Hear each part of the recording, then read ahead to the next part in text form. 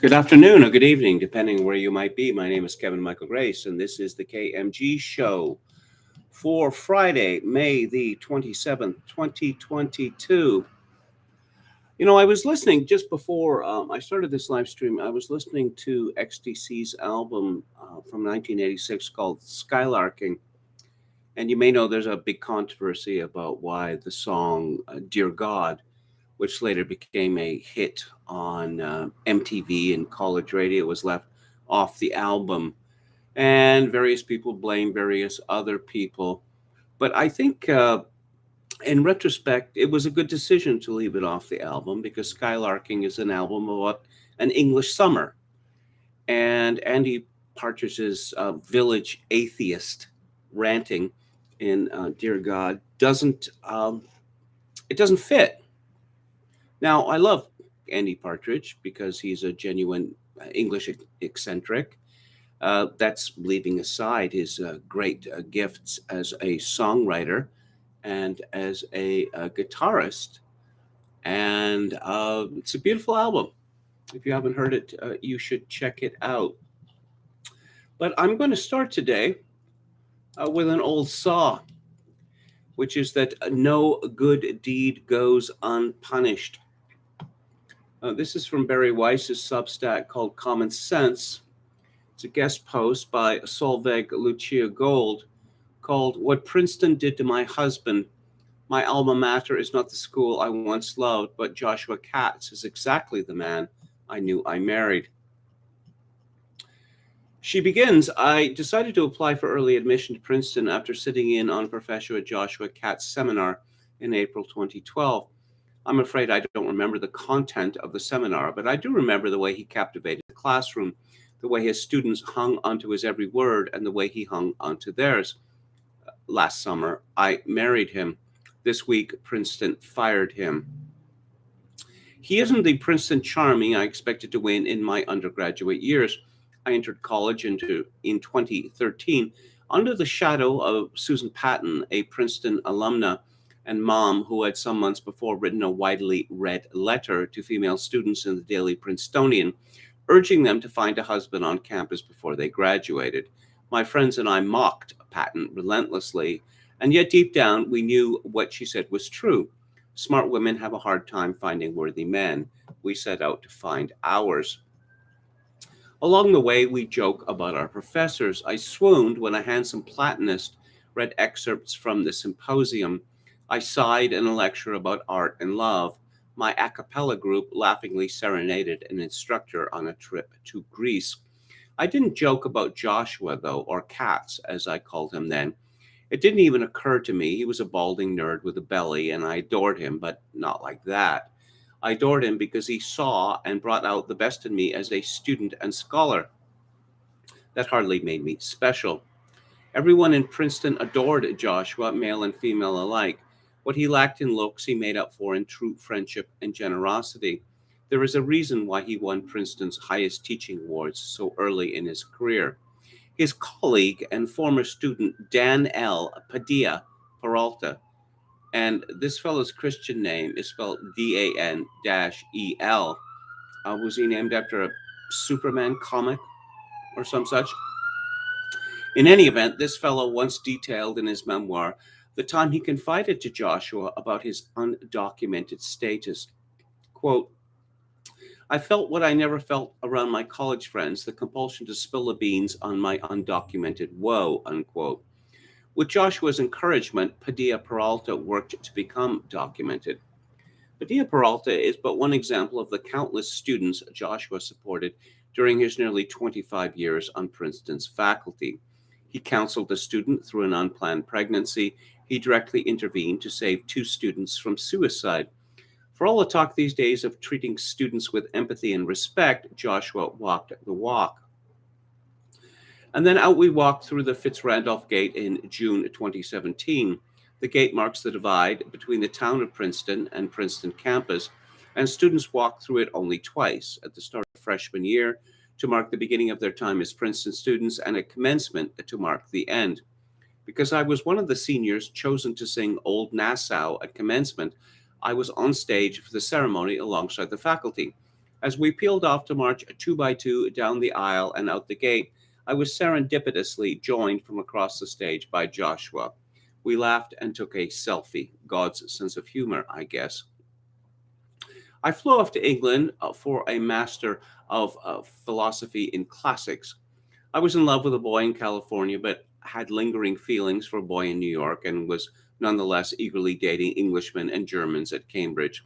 In the midst of it all, I sent Joshua an old article. Cambridge Classics professor Mary Beard on the subject of the erotics of pedagogy. What did he make of it? The conversation between us changed. He wrote me a letter. We met in Paris, and the rest, as they say, is history. My now 97-year-old grandmother, who lived just a few blocks from Joshua in Princeton, was the first to suspect a spark. After my grandfather's death, Joshua began to pay her regular visits, and she decided that if we weren't dating already, she would try to set us up. My parents and friends were cautiously supportive and not remotely surprised that I'd fallen for an older man. As my mother said, no relationship is perfect. If your biggest problem is a 25-year age gap, you're doing pretty well. Joshua, for his part, never pretended to be perfect. Early on in our courtship in 2018, he confided in me about the worst mistake of his life, a consensual relationship with a Princeton graduate in the mid 2000s. He told me about the angst and pain it had caused them both, and he told me that the third party had, after all these years, brought the relationship to the attention of the university and that he would likely be disciplined with a year-long unpaid suspension. He was. He told me I should leave him then and there. I went for a walk, and then I came back. Well, university professors have been sleeping with their female students since, well, from the time that female students were admitted to university. Now we're all supposed to pretend that, oh my God, this is so outrageous. Is it? Is it really outrageous that young women would fall for accomplished, authoritative, older men? Oh, this is wrong because the power disparity. Oh, really? The power disparity. Let's talk about that. Let's assume, say, a 45-year-old, let's say balding and tubby professor who gets involved with a good-looking 20-year-old woman. Who really holds the power in that relationship? So, but then Joshua Katz he made a big mistake. When hundreds of his colleagues in July 2020 signed a letter with demands in the name of anti-racism, he penned a response in Quillette. He agreed with some of their demands, the expansion of an undergraduate fellowship program, summer move-in allowances for new assistant professors, but found others to be deeply immoral and discriminatory, including extra pay and perks for faculty of color, and the formation of a committee to investigate and discipline so-called racist scholarship. He also described a long-defunct student group, the Black Justice League, as, quote, a small local terrorist organization that made life miserable for the many, including the many Black students who did not agree with its members' demands, unquote. We knew the piece would be controversial, but we didn't anticipate what would follow. Princeton's president Ice Gruber denounced Joshua in the Daily Princetonian. Academics around the country accused him of inciting violence. He lost a prestigious outside appointment. Students and alumni petitioned the university to discipline him. A university spokesman said ominously that the administration would be looking into the matter further. Eventually, the university called off its investigation, but the damage was done. Joshua was now a pariah. Danelle Padilla Peralta, the one who he helped on the path to citizenship, publicly rebuked Joshua for his flagrant racism. The head of Joshua's department, a friend with whom he had regular sushi lunch dates, condemned Joshua's words in an email to the entire Princeton Classics community and issued an official statement on the department website without ever saying a word to Joshua himself. We passed him on the sidewalk. Some months later, he looked the other way. And then there was Joshua's best friend at Princeton, a professor who had been running around our yard with her dog mere days before. Not only had we just sent her family a save the date to our wedding, Joshua was considering asking her to be in the wedding. My Jewish grandmother always said that a true friend is one who would hide you under the floorboards when the Nazis come. And Joshua once told me that this friend was of that caliber. He was wrong. She said nothing to him for weeks before eventually writing a few lines expressing her disappointment. They haven't spoken since. I watched the man I love become a shell of his former self as he realized that many of his closest friends were not friends at all. Meanwhile, unbeknownst to us, within days of Joshua's Quillette article, the Daily Princetonian began digging into his personal life and discovered the consensual relationship for the mid 2000s for which he had previously been punished. The frenzy was reignited. The woman with whom Joshua had the relationship had declined of her own volition to participate in Princeton's 2018 investigation. Indeed, she had repeatedly by email expressed her dismay that the school would even consider punishing him. In 2021, however, in the wake of both the Daily Princetonian's McCarthyist reporting and her discovery that Joshua was engaged to marry me, we have this in writing, she demanded that the university investigate Joshua anew. Princeton was all too happy to comply. Oh, yes, the eternally jealous woman. For well over a year, we lived under the sword of Damocles with the university's allegations against Joshua seemingly changing by the minute. The university disingenuously used a handful of cherry picked email exchanges to find new grounds to punish Joshua, when really they were subjecting him to double jeopardy. We turned over thousands of emails in an effort to provide more context, but Princeton didn't care. They didn't even mention in their investigative report the exculpatory evidence he supplied. In the midst of it all, though, we were married, July the 17th, 2021, during that blissful time when everyone thought that COVID was over. No one wore masks, but we did hire security. Certain of Joshua's old friends were noticeably absent, but with new and better friends, we danced the night away. Joshua and I gripped each other tightly, so tightly that I had to have an emergency repair on my engagement ring for our honeymoon. In the end, Princeton found him guilty, even as they were busily defaming him as a racist to the entire freshman class. I've been told that I was groomed because, for instance, we sometimes exchanged emails at 4 a.m. when I was a student. Never mind that Joshua answers all his emails at 4 a.m. The reporter who made so much of this never bothered to ask me for a comment, but I'll assure you, I'm incapable of being groomed. I do, though, enjoy grooming Joshua, who stopped visiting the barber during the pandemic.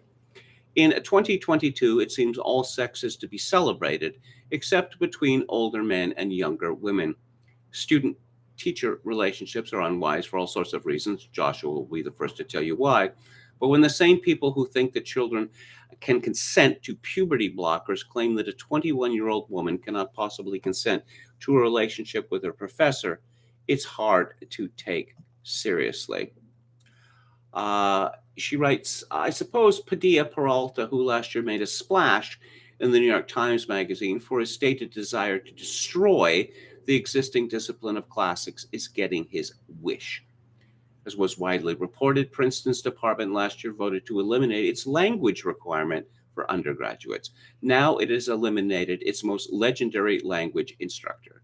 The great irony is that the elimination of the language requirement was, in part, to encourage students to take ancient languages other than Latin and Greek. And Joshua was the only member of his department qualified to teach multiple such languages: Egyptian, Sanskrit, Tocharian, Syriac, Akkadian, Old Norse, Old Irish, etc. Indeed, Joshua's earliest academic publications concerned Native American language. His work was the least Eurocentric in the department. She ends, the truth is that I have an abiding love for Princeton as an institution. It isn't the place I once knew. Maybe it will be again. Thankfully, my husband is exactly who I always knew him to be. And one is really impressed by this woman's loyalty to her husband. As always in such disputes, I do an image search of the woman involved. And this woman, Solveig Lucia Gold, is a very attractive woman, which has, in my opinion, a great deal to do with everything that fell on her head and her husband's head. Uh, Yes, we seem to have a very wholesome relationship between a man and wife who love each other, and it's just not. We don't like that kind of stuff anymore. We simply don't like that stuff anymore. Katz was fired from Princeton University Monday. The university cited his unwillingness to cooperate with a sexual misconduct investigation as reason for his firings. This is from Hannah Panrek at Fox News. So, this going back to the theme of no good deed goes unpunished. This is from a letter that was written to the Daily Princetonian on December, well, a couple of years ago. After we had drafted this editorial, our attention was drawn to the memoir of Dan L. Padilla Peralta, a 2006 Princeton graduate who's now a fellow professor in the Princeton Classics Department with Professor Katz. Padilla was the subject of a favorable profile dated February 2nd of this year in the New York Times Magazine. It was noted in that article that he was an organizer of the letter from over 300 faculty and staff at Princeton that Professor Katz criticized in his Quillette piece. Padilla also wrote to the Daily Princetonian a letter attacking Katz for so-called flagrant racism in his Quillette article. It is interesting to note that in the below passage of Padilla's 2016 book, Undaunted, a Dominican Boy's Odyssey from a Homeless Shelter to the Ivy League, at page 220, Katz comes across not as a racist or as an exploiter of students, but as an extraordinarily caring mentor to and supporter of a young undocumented immigrant of color who went on to become a Princeton classics professor like his mentor. Quote, while I raced to write second semester papers, I became friendly with one of my classics professors, Joshua Katz. In the fall, he'd allowed me to enroll in one of his graduate seminars. Ever since, we'd been meeting once or twice a month for dinner at Forbes College, where he was an academic advisor. Since Katz was also the faculty advisor to all undergraduate classic majors, he became my first port of call for guidance on professors and classes once I officially declared my major. One afternoon in early May, we were in his office finishing up a conversation about my course selection for junior year. Dan L., he was asking, have you thought about studying abroad? You've missed the deadlines for junior year study abroad, obviously, but you'd be a great candidate for one of the postgraduate fellowships. My heart began to pound. I'd been trying so hard not to think about the likely future consequences of not having papers. Now Cass was putting me on the spot. Within seconds, I felt what I never felt around my college friends, the compulsion to spill the beans on my undocumented woe. I can't leave the United States because, and boom. The story dropped like a ton of bricks in his East Pine office. Katz was indignant. These laws make absolutely no sense. This situation must be so stressful for you. This has to be something the university can do for you. Do Dean McKeel or President Thielman know? They're big fans of yours. No, I replied, I don't think so. You should really write to them, please. I'm sure they'll be glad to help. Just write to them. Promise me you will. If you'd like me to, I'd be glad to put in a word for you, unquote. And of course, this raises the question, what is the cost of kindness to people who seek to destroy us, who seek to extirpate us? Hmm? Now, this piece that Dan L. published in the New York Times, and this is by Rachel Poser, published February the 2nd, 2021. He wants to save classics from whiteness. Can the field survive? Daniel Padilla Peralta thinks classicists should knock ancient Greece and Rome off their pedestal, even if that means destroying their discipline. We see this again and again in history. Some brute, some thug, someone blinded by a hatred or bigotry sees something beautiful and then determines to destroy it. Yes, he comes from the Dominican Republic, and the Dominican Republic and the people therein have absolutely nothing to do with ancient Greece and Rome.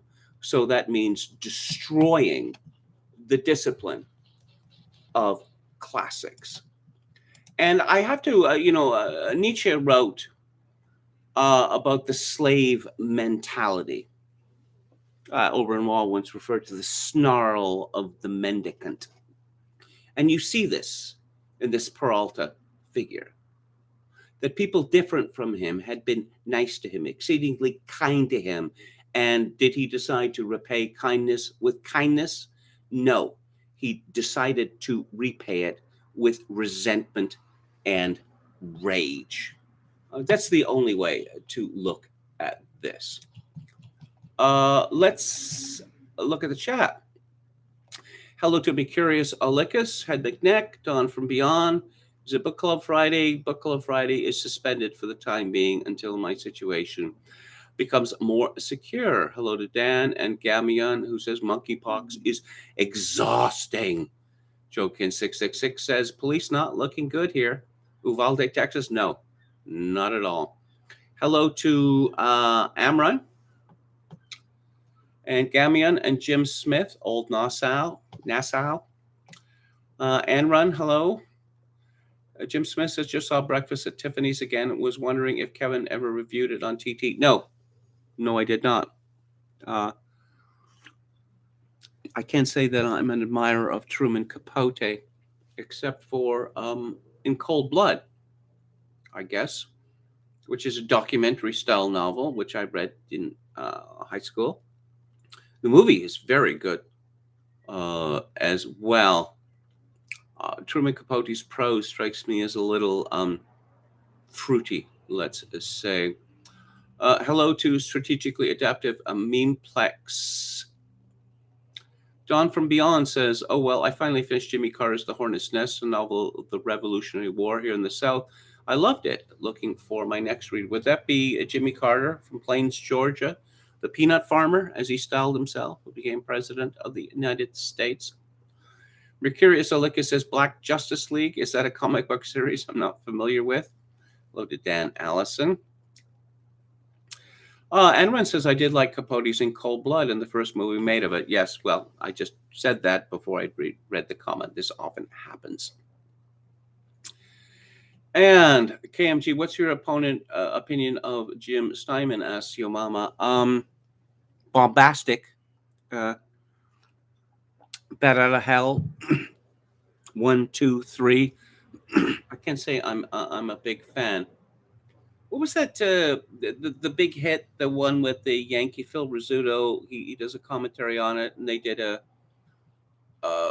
when they did the video of it, I was really surprised that Ellen Foley sang the female part, the back and forth on the record, but they didn't get her to appear in the video, which is very strange because Ellen Foley, a beautiful woman, and the woman who appeared in the video, not a beautiful woman.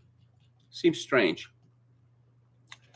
And Jim Smith says, too many cooks spoil the broth, and I would think too many languages at a college the size of Princeton would dilute the quality of the traditional ancient languages. Cal Boulder, hello, new name to me, says a white student was expelled for calling a black student the N-word after the black student called the white student the N-word, as witnessed by many students. The black student was not punished. John S. It seems that the cost is everything. Chokin666 says he should chair the Dominican literature department. Mercurius Alica says cultural vandals are the worst. It would be a very short course, says Chokin666. Indeed. Hello to William Hicks. John S. says, considering affirmative action and grade inflation, I'm dubious of this Dominican's qualifications, as am I. And that's unfortunate.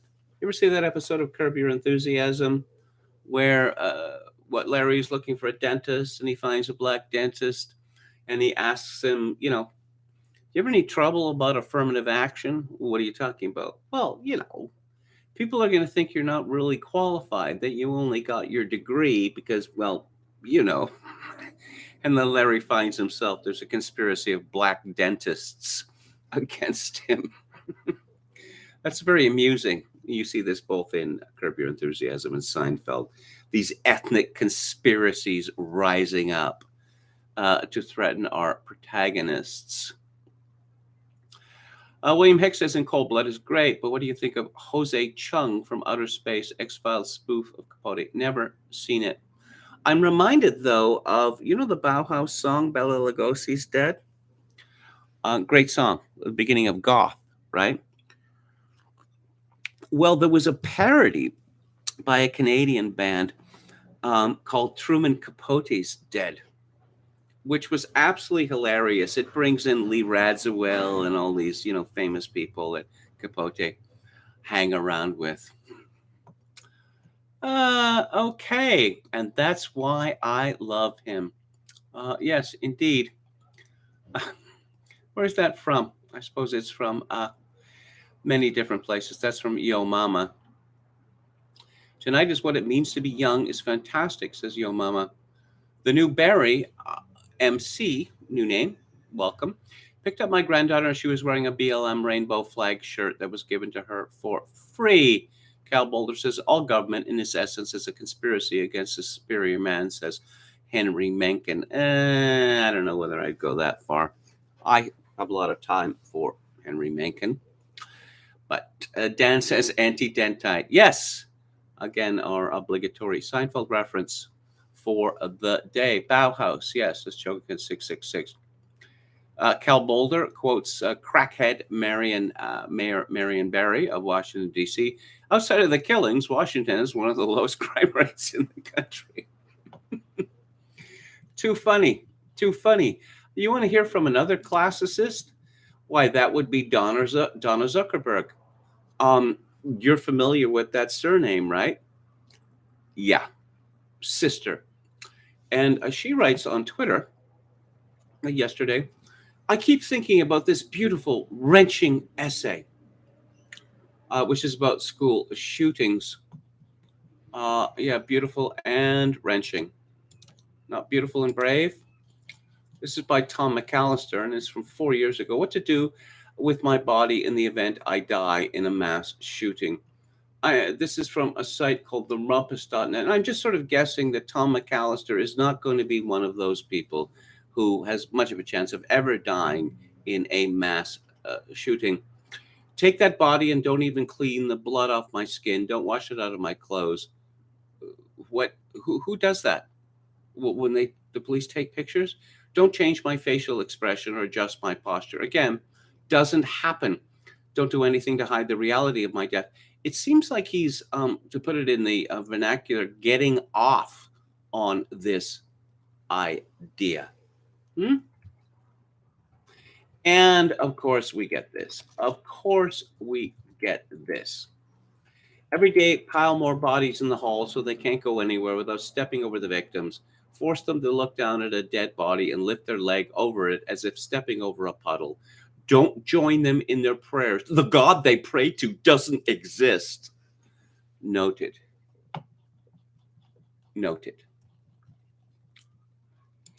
And speaking of college, well, as far as the nastiness in Princeton, I spent 12 years working for the University of British Columbia, where I got to know a number of professors, and just the agony of the internecine conflicts between professors and the jostling on committees and the rest. It's just, you know, I heard this as secondhand, and I observed, I mentioned this to you before, a how shall I say, a peeved professor took against her own department, which was the Department of Slavonic Studies, the University of British Columbia, and she declared war on it, and she managed to get it eliminated.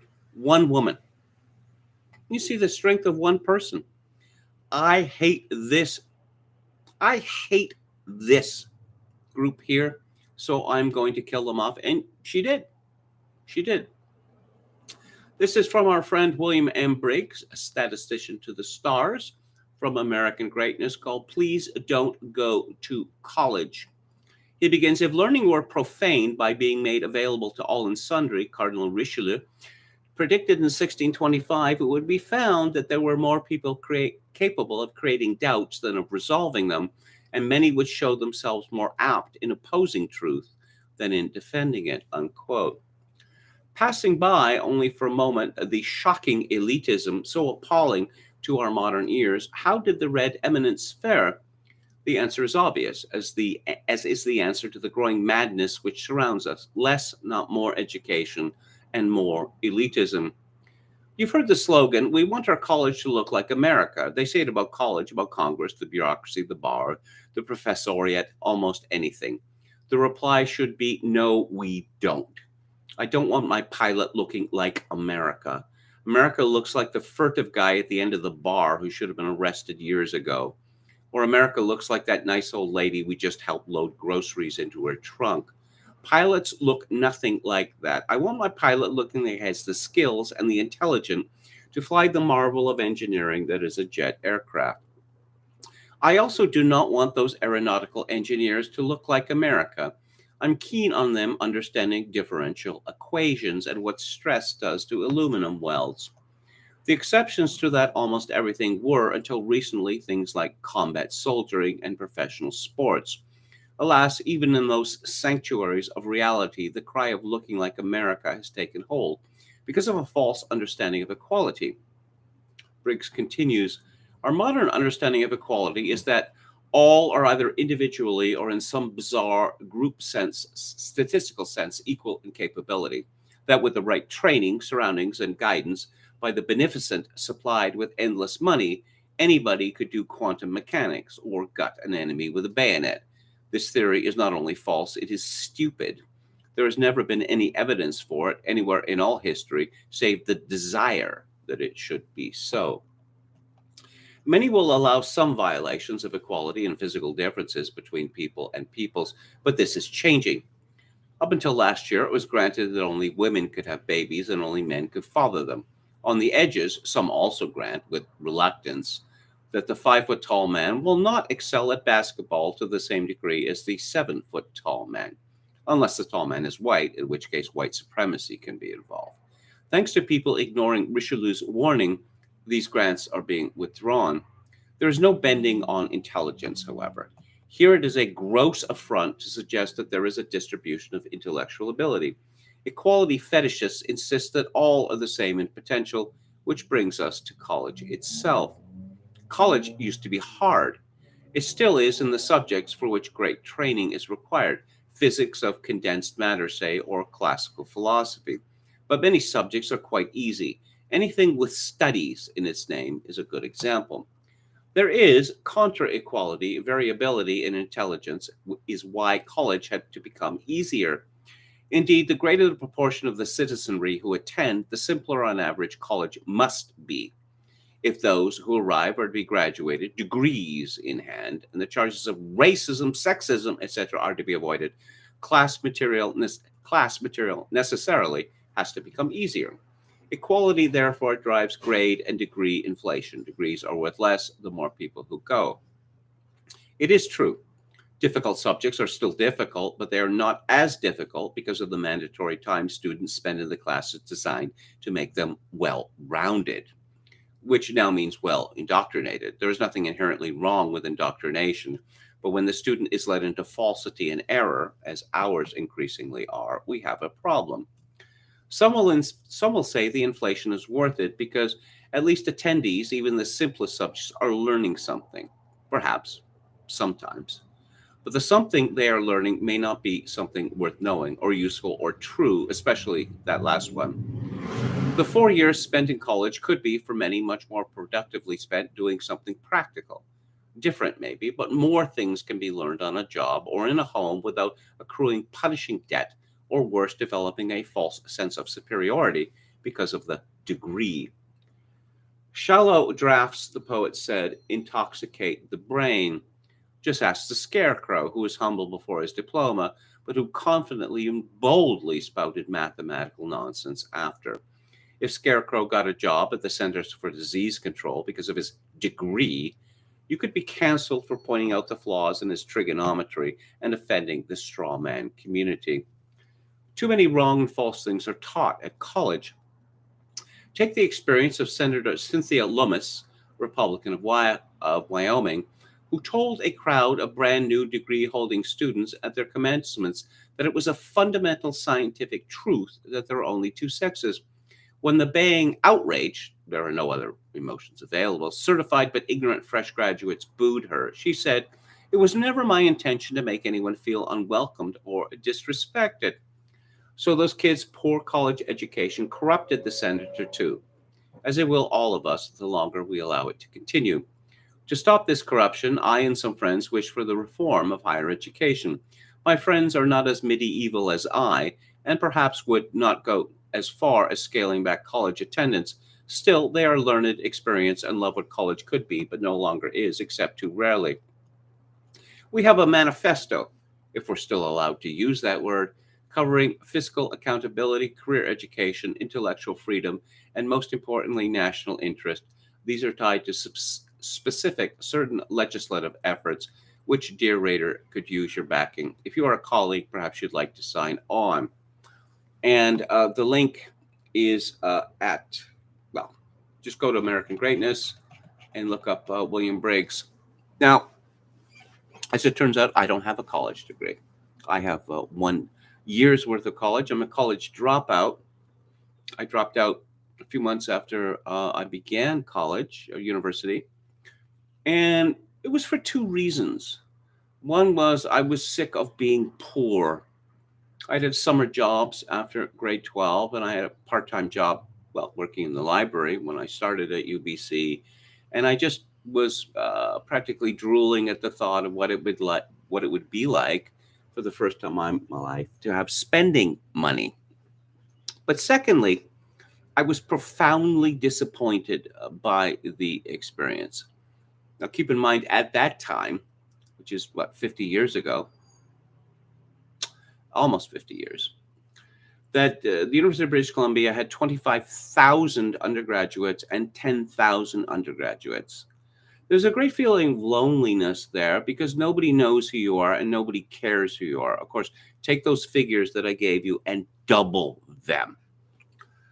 I had read a lot of novels about university life, I suppose specifically Russian novels, and I imagined that university would be full of people like me who are interested in culture and ideas.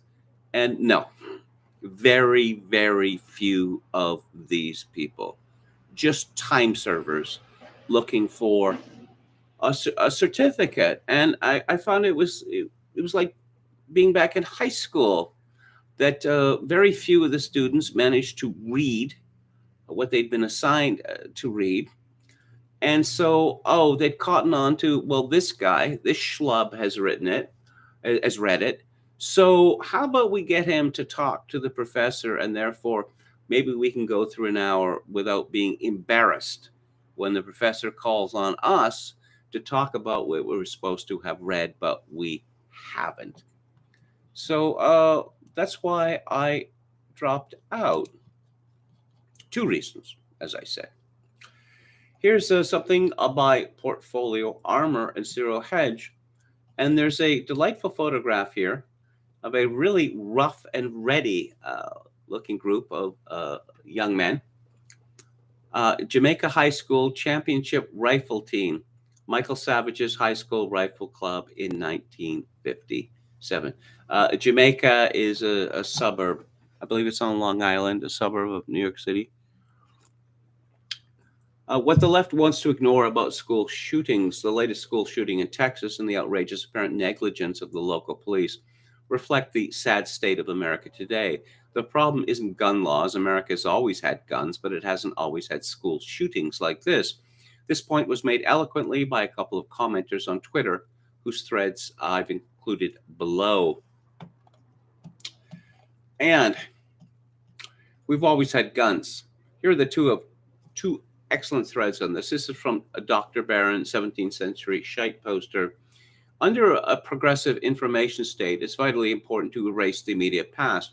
Otherwise, it would be deeply confusing to everyone that in that state, why my dad, his brothers, and all their friends used to take guns to schools in their cars without a single school shooting. These aren't the bygone days of yore we're talking about, like the founding fathers. If my dad, if he's still alive, I could call him up right now. These events aren't caused by guns, they're caused by something else that we appear to have no interest in understanding. Stuff like this would have been far more confusing to my parents because it was so culturally alien, despite them all owning guns all over the place. Therefore, the cause is not the guns, but the culture. But the culture can't possibly be examined and replaced, just the guns. A culture that, if we're just being empiricists here, scientists, the foundation of our society, apparently now regularly drives people to commit acts of mass violence that were just unthinkable when my parents were kids. You would think there would be some curiosity about that. Entire fields of study should be dedicated to rigorous understanding of this. Demographics, yes, of course, but it also requires the cultural amnesia that it didn't used to be this way. When you erase the collective memory of what's normal, you get to reshape what is normal. Crazy then that despite this ability to induce cultural amnesia in service of outlying guns, gun rights have only gotten stronger over the last 30 years. It should logically have been the opposite.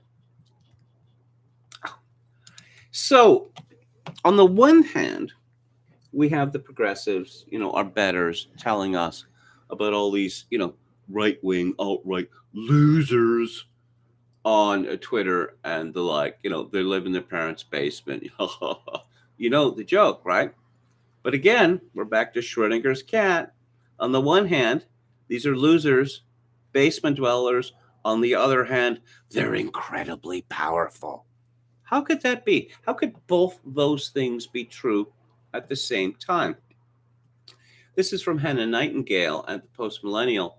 In Thursday's episode of NPR's Fresh Air, the former head of the Department of Homeland Security's now paused Disinformation Governance Board called out human events Jack Posobiec as the beginning of the downfall of the group. I should point out that in this one paragraph, there are two obvious grammatical errors, that NPR is misspelled, and that human events, well, it's not human event apostrophe s, but human events apostrophe, but nothing is edited anymore. I'm just an old man who used to be an editor. Nina Jankowicz told host Terry Gross, so I haven't done a full analysis of what happened. I do one day want to pull out all of those tweets and kind of look to see if there's any networks that are visible there. But what I think happened is there's a very kind of tried and true method through which messages travel in the conservative media ecosystem. And actually, a group called Advanced Democracy Inc. did a report on this where they said essentially a tweet from Jack Posobiec, the right-wing influencer, influenced the rest of the conversation about me. Posobiec was the first kind of large, high-follower persona to pick this up. And throughout a week, 70% of their 1-hour segments on Fox News had information on me within the segment, which is just a staggering figure, considering that I was a relatively low-level official in the U.S. government. And from there, we saw, again, this coordinated messaging campaign on the floor of Congress, where many of the same tweets that Jack Posobiec had highlighted were then blown up on a poster board and decontextualized during congressional hearings. Yes, one very powerful man who works for a not particularly, how shall I say, popular publication called Human Events, managed to destroy lantern-jawed Nina Posobiec. Yeah, you see, it's the right wing that has all the power in the United States. Perhaps, it seems obvious to me, which should seem obvious to everyone in retrospect, that when you come up with this disinformation board, okay, so there's going to be criticism of this, right? So what are the things that people are going to call it? Ministry of Truth, George Orwell, 1984. So let's bring out our talking points to deal with that attack. Nope, they're not going to do that because they're so stupid and lazy. So stupid and lazy. Have they ever read 1984? I doubt it. I very much doubt it. The Way We Live Now, again from the Post Millennial, this time from Nick Monroe. 42-year-old Michelle McKelly has now been arrested for the 108th time for repeatedly stealing from a New York Rite Aid store. But since these arrests are under petty larceny, New York state law says such misdemeanor crimes aren't eligible for monetary bail. Court officials have tried placing McKelly under the care of the Center for Alternative Sentencing and Employment Services cases, but this alternative jail hasn't stopped the suspect from habitual shoplifting. Why would that mean? I'm going to ponder this. Because if you steal and you can't be punished, people will steal and steal again. Does that sound reasonable to you? According to the New York Post, McKelly now has 108 arrests attributed to her, following the latest arrest by the NYPD Wednesday for stealing from the same pharmacy store on 10 different occasions since April the 21st. A cop complained to the outlet that, what are they waiting for 200 arrests to hold her? When does it stop? It's making a mockery of the system. The grand tally of McKelly's sprees from the Rite Aid on 2nd Avenue and East 96th Street began April 21st, and she made out of $1,375 of stolen goods overall. Highlights include her theft of 10 summer coolers worth $350 overall on April 29th, and she used a suitcase in a May 17th heist and looted denim leggings, multiple bottles of body wash. I'm not even quite sure what body wash is, a number of air fresheners, and other products. When the New York Post caught up with her in February, McKelly's arrest count was up to 97. In an interview with the subject, she said, basically, when you take something, they call that petty larceny. Anything that's under $1,000 is considered petty larceny. Anything that's over $1,000 is considered petty larceny. Even the red shirt she wore for the interview was stolen. Judge Rachel Pauley wasn't convinced that McKelly would comply with supervised release, since McKelly's track record also includes 27 failures to appear in court or various prior charges. McKelly doesn't have this high score for repeat offenders. That honor goes to 39-year-old Jamel Pringle of Queens, with 167 arrests, who themselves have targeted the same Rite Aid that McKelly stole from. Oh, you heard of food deserts? Well, how about drugstore deserts? I mean, soon enough, these stores are all going to close, right?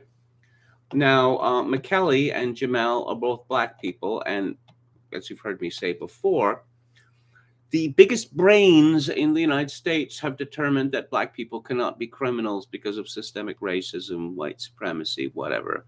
So we simply can't, arrest, convict people. So again, get ready for the drugstore desert. And intersectionality. Don't you just love it? This is from Heather Rivers of the London Free Press. A Western university, this is in Ontario, London, Ontario. It used to be called the University of Western Ontario, which for some reason renamed itself Western University, which is confusing because in Canada, when you hear the term Western referred to as a place, you think of something west of, Ontario, but never mind. A Western University social media post supporting the fight against homophobia included an illustration of two women in hijabs about to kiss, sparking a backlash from London's Muslim community that forced school officials to delete it. The image, posted on the school's Instagram account Tuesday to mark the International Day Against Homophobia, Transphobia, and Biphobia. Yeah, that's a really serious problem. Biphobia.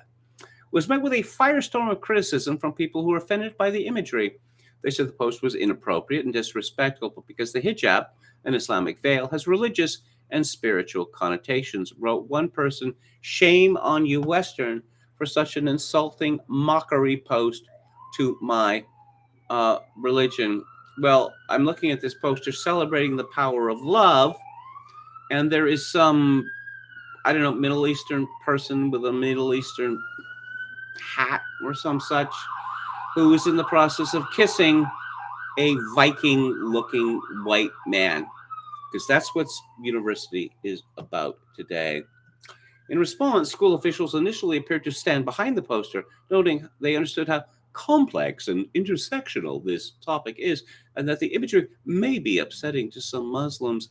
But on Wednesday, a Western official who oversees equity, diversity, and inclusion, no, it's diversity, inclusion, and equity, DIE, DIE, issued a statement noting the image had been removed. The okay, Opio Oloya, who's apparently this university official, said, "We believe this presents an opportunity for genuine, thoughtful discussion about how we can best support members of the queer Muslim community and those from all faiths and backgrounds within the 2SLGBTQ plus, i.e. alphabet people, community. In order to promote that discussion, we have removed the image from the post to not distract from these important conversations." Yeah, these people are all going to burn. They're all going to burn. This is what intersectionality uh, results in, and it's happening pretty quickly. You know, the war of all against all. And I suppose if we're lucky, we can watch on the sidelines and eat popcorn. Paul Kingsnorth has a Substack called The Abbey of Misrule, and he has an essay, May 24th, called What Progress Wants. I Saw the Best Minds of My Generation, which, of course, is an allusion to Allen Ginsberg's poem, Howl. I was sitting around a fire recently under the trees with a new friend. Night was coming in. The moon was nearly as full as it climbed above the willows, and the bats were beginning their nightly circuit. We were drinking beer and talking about the state of the world, which can be a dangerous combination. We got to talking about the last two momentous years, what had changed and how it had changed us. Something big, we both agreed, had shifted, but neither of us could pin it quite down. On the surface, of course, we could point to the obvious changes: the unprecedented biosecurity state, which governments had opposed in response to COVID, the accompanying media censorship operation, the vaccine passports and normalization of mass surveillance, the digital attempts to enforce uniformity of opinion on key issues, deepening political divisions, crumbling public trust in institutions, supply chain collapses, coming food shortages, European war. These are the symptoms of the times, but there was a shared sense that something else was going on behind them, and it wasn't just the beer talking. We both seemed to feel as though something huge was moving beneath a deep ocean, and we could only see the ripples on the surface. Whatever was happening, it somehow didn't feel rational or even really explicable. It felt like some psychic force was at work, as if some eruption from the underworld was playing out around us. Sometimes, my friend said, staring into the flames, I feel like I'm living in 1913, like we're on the brink of something, but it hasn't quite arrived yet. Throughout history, it has always been the poets, the prophets, and the mystics who intuit what undergirds the tenor of the times. Generally, the reward for their perspicacity is to be ignored or laughed at, but they are usually far enough from the center not to notice or care. René Guénon, who I wrote about last time, and I quoted from this fellow when I spoke about Guénon a couple of weeks ago, was one of them. He believed that we are living through a reign of quantity as a result of what he called the Western deviation from eternal truth. This was a world of pure negation, a counter-initiation characterized by inverted symbols, but it was not the result of purely human action. Guénon, too, felt something moving beneath the surface, and as a Sufi Muslim, he wasn't shy about naming it. To this age, he wrote, the word satanic can indeed be properly applied. Presenting disorder as order and truth as lies, this, wrote Guénon, was the way that Satan rolled. The more or less direct agencies of the adversary, he explained, using the biblical name for what Europeans would later come to call the devil, always aim to invert reality. Right is wrong, black is white, up is down, there is no truth, do what thou wilt. This has always been the adversary's line, and today is prominent in all quarters. Disintegration is the tenor of the times. The heterodox Catholic philosopher Ivan Illich, who died in 2002, also believed we were living in the time of Antichrist, but for different reasons. For Illich, any claims that we lived in a secular age were nonsense. The modern West was still Christian, he said, but it had disastrously attempted to codify the spontaneous expressions of love which Christ had shown to be God's desire for humanity within systems and institutions. First, the church, and then the supposedly secular liberal states, which had succeeded it, had attempted to transmute Christian love into obligation and enforce it by law, thus twisting it into a new form of oppression. The modern West had become a monstrous corruption of the New Testament, as Illich's biographer David Cayley explained in a fascinating essay. Quote, the Antichrist is Christ's simulacrum and shadow, the conglomerate, in Illich's words, of a series of perversions by which we try to give security, survivability, and independence from individual persons to the new possibilities that were opened through the gospel. The difference between the two is the presence or absence of freedom. In the realm of the Antichrist, love becomes law and gift becomes guarantee. But the church and its secular descendants have long since given up trying to discern this difference. This conglomerate consequently grows and advances, and all the more effectively in its modern secular disguises. The result, Illich says, is that the mysterium iniquitatis has been hatching. He therefore emphatically rejects the idea that ours is a post-Christian era. On the contrary, he says, I believe this to be the most obviously Christian epoch, which might be quite close to the end of the world. Well, this reflects what John Gray wrote in his recent book, 7 Types of Atheism, which I reviewed on the book club a couple of years ago, that if you look at modern atheism, with almost no exception, is simply perverted Christianity. And let's go back to the chat. Perspicacious, says System Analyst. Terra Destroyer says, how many FDA-approved drugs were recalled in 2020? Drug recalls in 2020 climbed to 344, a 2.4% increase from the previous year. Pete Bauman says, a country for every nation preserves God's creations. Don Willis says, Frank Converse did nothing wrong. Was he the running shoe entrepreneur? Happy belated birthday, Morrissey, says Don Willis. He is 63. Yeah, Stephen Patrick Morrissey is his name. I remember in the early days of the Smiths, he seemed such a mysterious figure that people said, oh, this is some sort of Andy Warhol thing. And he's named himself after Paul Morrissey, who directed the most famous Andy Warhol films. In fact, that's not true. He is just a Manchester Irishman named Stephen Patrick Morrissey. Mercurius Alika says, burn in Minecraft. Gamian says, ha ha ha, queer Muslim. I'd like Birkin Sultanov to weigh in here. Cal Boulder quotes from Dorland's Illustrated Medical Dictionary, bisexual 1, having gonads of both sexes 2, hermaphrodite. Okay. Visionary Companion says there is only one pharmacy in the University District of Seattle because of, well, you know, this is appalling. There used to be several years ago, well, decades ago, I frequently went to the University District, UW, and it was bougie. It was exceedingly bougie, it was hip and happening and all that kind of stuff. And as a young man, as I then was, it was quite exciting, and I never felt frightened for a moment. But of course, Seattle has gone to hell in a handcart. David Wright says, I have a different vision for a great reset. It would involve purges, and well, I'll leave the rest to your imagination. Cal Boulder says, Judge Les Hayes sentenced a mother to 496 days behind bars for traffic tickets. The sentence exceeded the jail time Alabama allows for negligent homicide. Well, I'm not surprised. I am not surprised.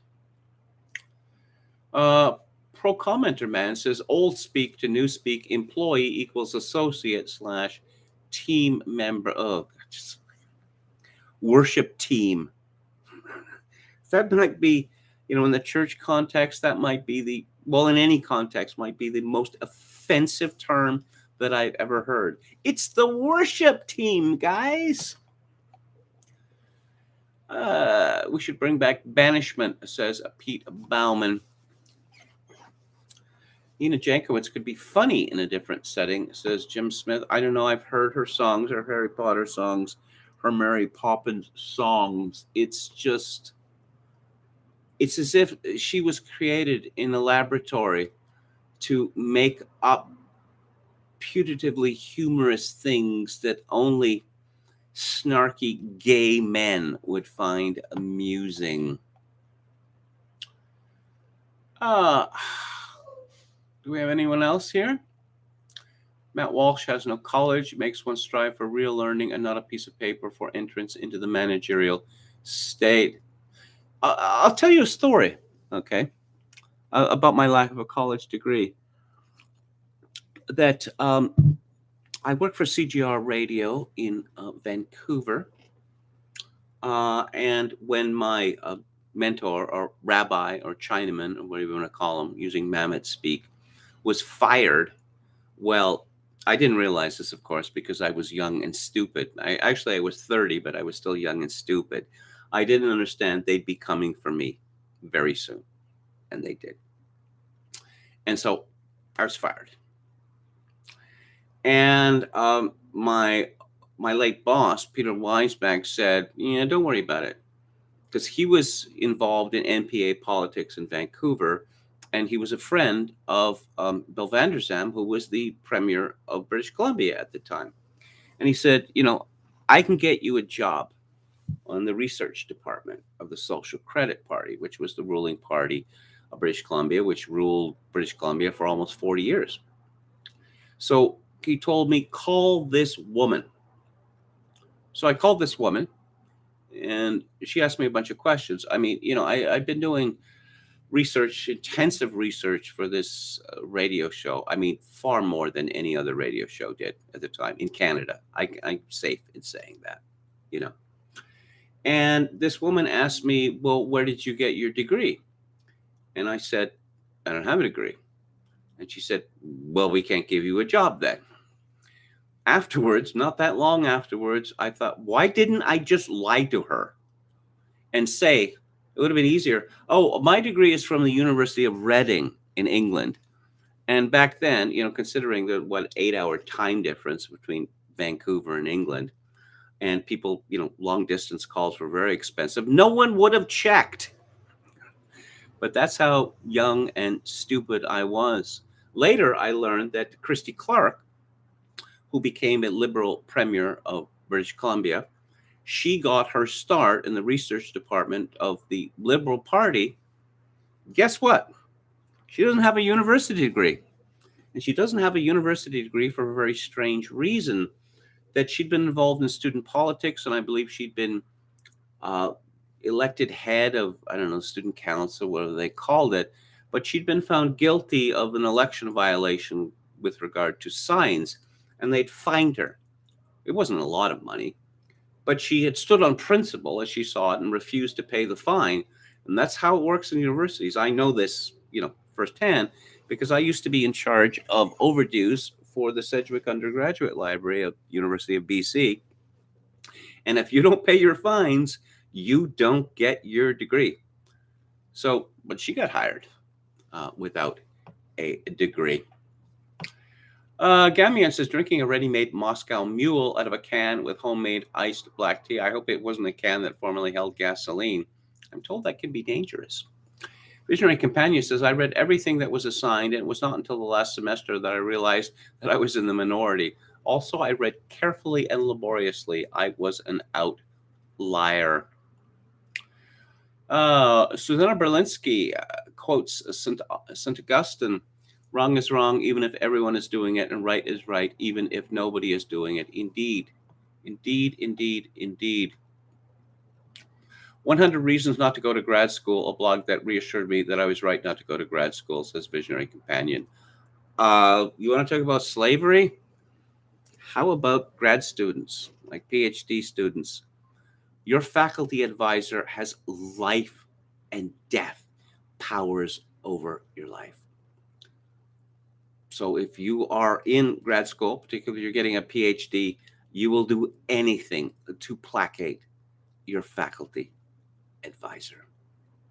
Oh, yeah, pick up my laundry and all that kind of stuff, right? But it gets worse. That if the faculty advisor decides that, yeah, I don't like where you're going with this research, and I don't really think, there was a basis for this course of discovery. Well, you approved it. Yeah, well, now I've changed my mind. I'm not going to admit, this in public, but I've changed my mind. And then you're done. You're finished. There was a famous murder in Canada by a Russian immigrant, Valery Fabrikat, Concordia University, where he murdered his faculty advisor. And he may have murdered more people as well. Just went on a rampage. I know of a case personally where a PhD student was told, quite far advanced into his, putting together his thesis, nah, this is a dud. So, we're going to scrub this. Later, the faculty advisor stole the research and passed it off as his own work. Tom Wolfe had a PhD from Yale in American Studies. He never made a fuss about this, right? Oh, Tom Wolfe, he's just a reporter. Well, he's got a PhD from Yale. Does he sound impressive now? He said that being in grad school in Yale was like being in a train in Florida that had stopped with the air conditioning busted, with George McGovern explaining to you his theory of politics, which I thought was pretty good. British American says the PhD particularly has been destroyed as a credential. Oh, well, I could come up with this every day, but oh yes, PhD in leadership or higher leadership or something leadership, that is not an academic discipline. It simply isn't. British American says Bill Vandersam was a handsome devil. As I remember, he was quite a handsome man, and I was really impressed by him. I met him several times. I met all the leading politicians of British Columbia. The NDP leader, Mike Harcourt, who was the mayor of Vancouver, who became NDP leader and then premier. I remember Harcourt, I once saw him at Broadway in Granville, which is like one of the centers of Vancouver, literally alone on the street shaking people's hands. That's how committed he was. When he would come to our radio station, he'd be shaking hands and slapping people on the back and saying things like, hey, Jimmy, still losing money at the track? That sort of thing. Because he had this politician's trick of learning one fact about everyone that he knew. Vandersam, on the other hand, he was on my show when he was the premier of BC. And he didn't make a fuss. He didn't glad hand. He just sat quietly in the green room and asked for a cup of tea. I must say I was very impressed by that. Seven Costanza says, I have a PhD in the Alexander technique. Respectable commenting name says, if your career can't be described as a practice, you don't need a doctorate. Doctorate in catering and hospitality studies, says Chogokin 666. Is that true? Is that really true? Oscar Toe says people still know of Tom Wolfe, but don't know of many who read Thomas Clayton Wolfe anymore. I had an experience in a bookstore. I'm old enough to remember. Here's one of my old man laments, right?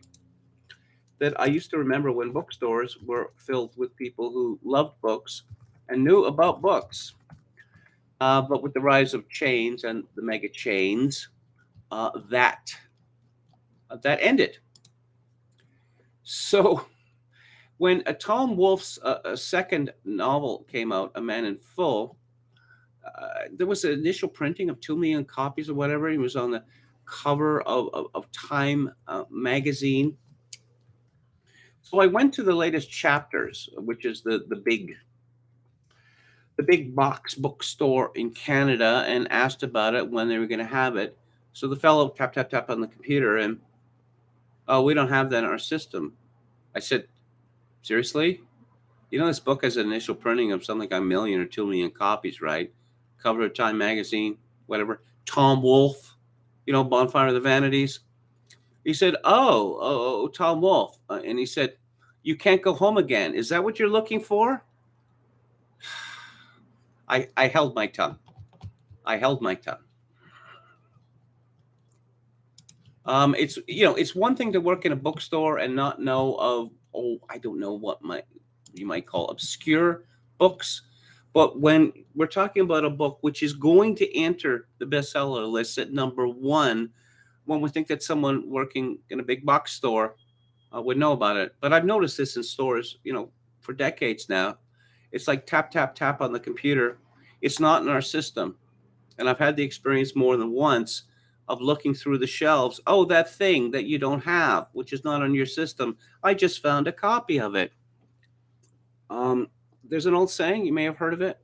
It's a wise shopkeeper who knows his wares.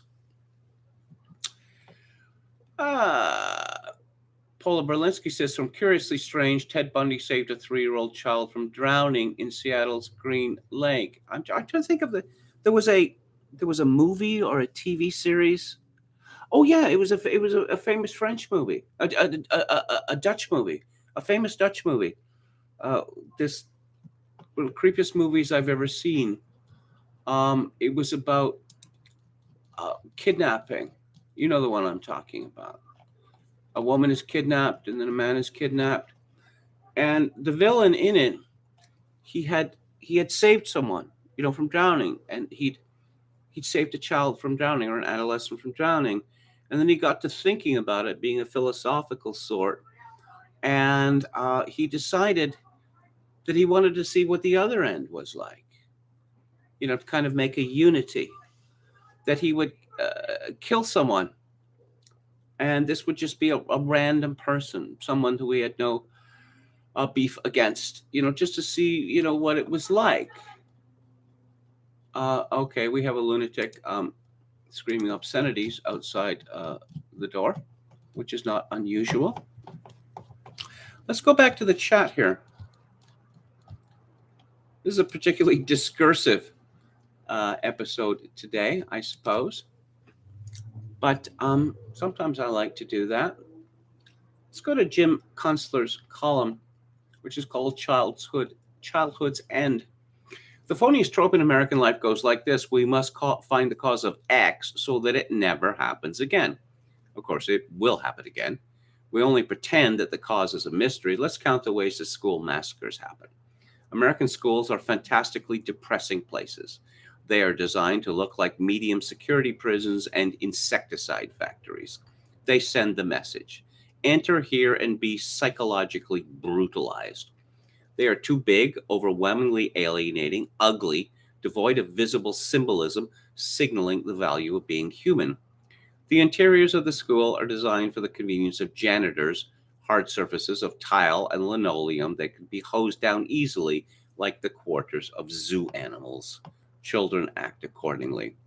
The facilities, as we call them, are deployed in the illegible landscape of a demolition derby, separated from all the other activities of daily life, which themselves have reached a culminating state of meaninglessness. Big box shopping, national chain franchise food installations, strip malls of empty storefronts, parking lot wastelands, nothing that will excite a child's imagination with emotions other than bewilderment, anxiety, and aversion. The teaching that supposedly goes on in schools is a broken remnant of preparation for an economy that no longer exists.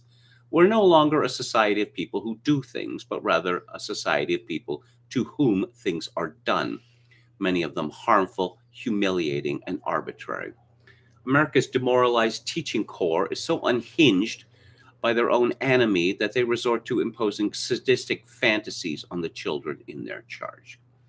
Thus, all the inappropriate curricula around adult preoccupations with sex, such as the drag queen story hour, for which mentally ill men are invited to act out impersonations of women as monsters for young people who can't possibly be expected to make sense of the spectacle.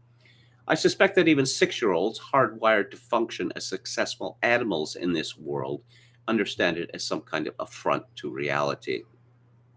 Otherwise, American teachers are out of ideas, and are themselves damaged by the same forces and culture that they are now asked to direct. America has become a malfunctioning pageant without feasible roles that children can realistically project themselves into. What 10-year-old longs to become a Burger King Frio later boss in a brown apron and an asinine cardboard crown? Rather, they are prompted to aspire to become sports star millionaires, of which there are perhaps fewer than 5,000 positions in a land of 340 million. By age 12, they probably comprehend the unlikelihood of that outcome or of becoming the next Kardashian or Spider Man. Superheroes are supplied by the entertainment cartels to occupy the imaginative realm of children because American culture is bereft of reality based roles worth aspiring to. In this tumult of cultural impoverishment, psychotic grandiosity creeps in. Be big if you can't be anything else. Hence, one achievable role for young persons in American life is mass murderer. It is a way of becoming important, of having an effect on other people and society in general. Your name may be forgotten, but the act itself will endure in the collective memory of a people. It will be some kind of a mark in history, even better remembered perhaps than whoever played third base for the Atlanta Braves in 1994, or the woman who once capered down the red carpet at the Oscars in a dress fashioned on a slattered swan. Hey, I know that woman, that's Björk. The mayhem unleashed in a school shooting is just the rectified essence of the manifold derangements in our national life.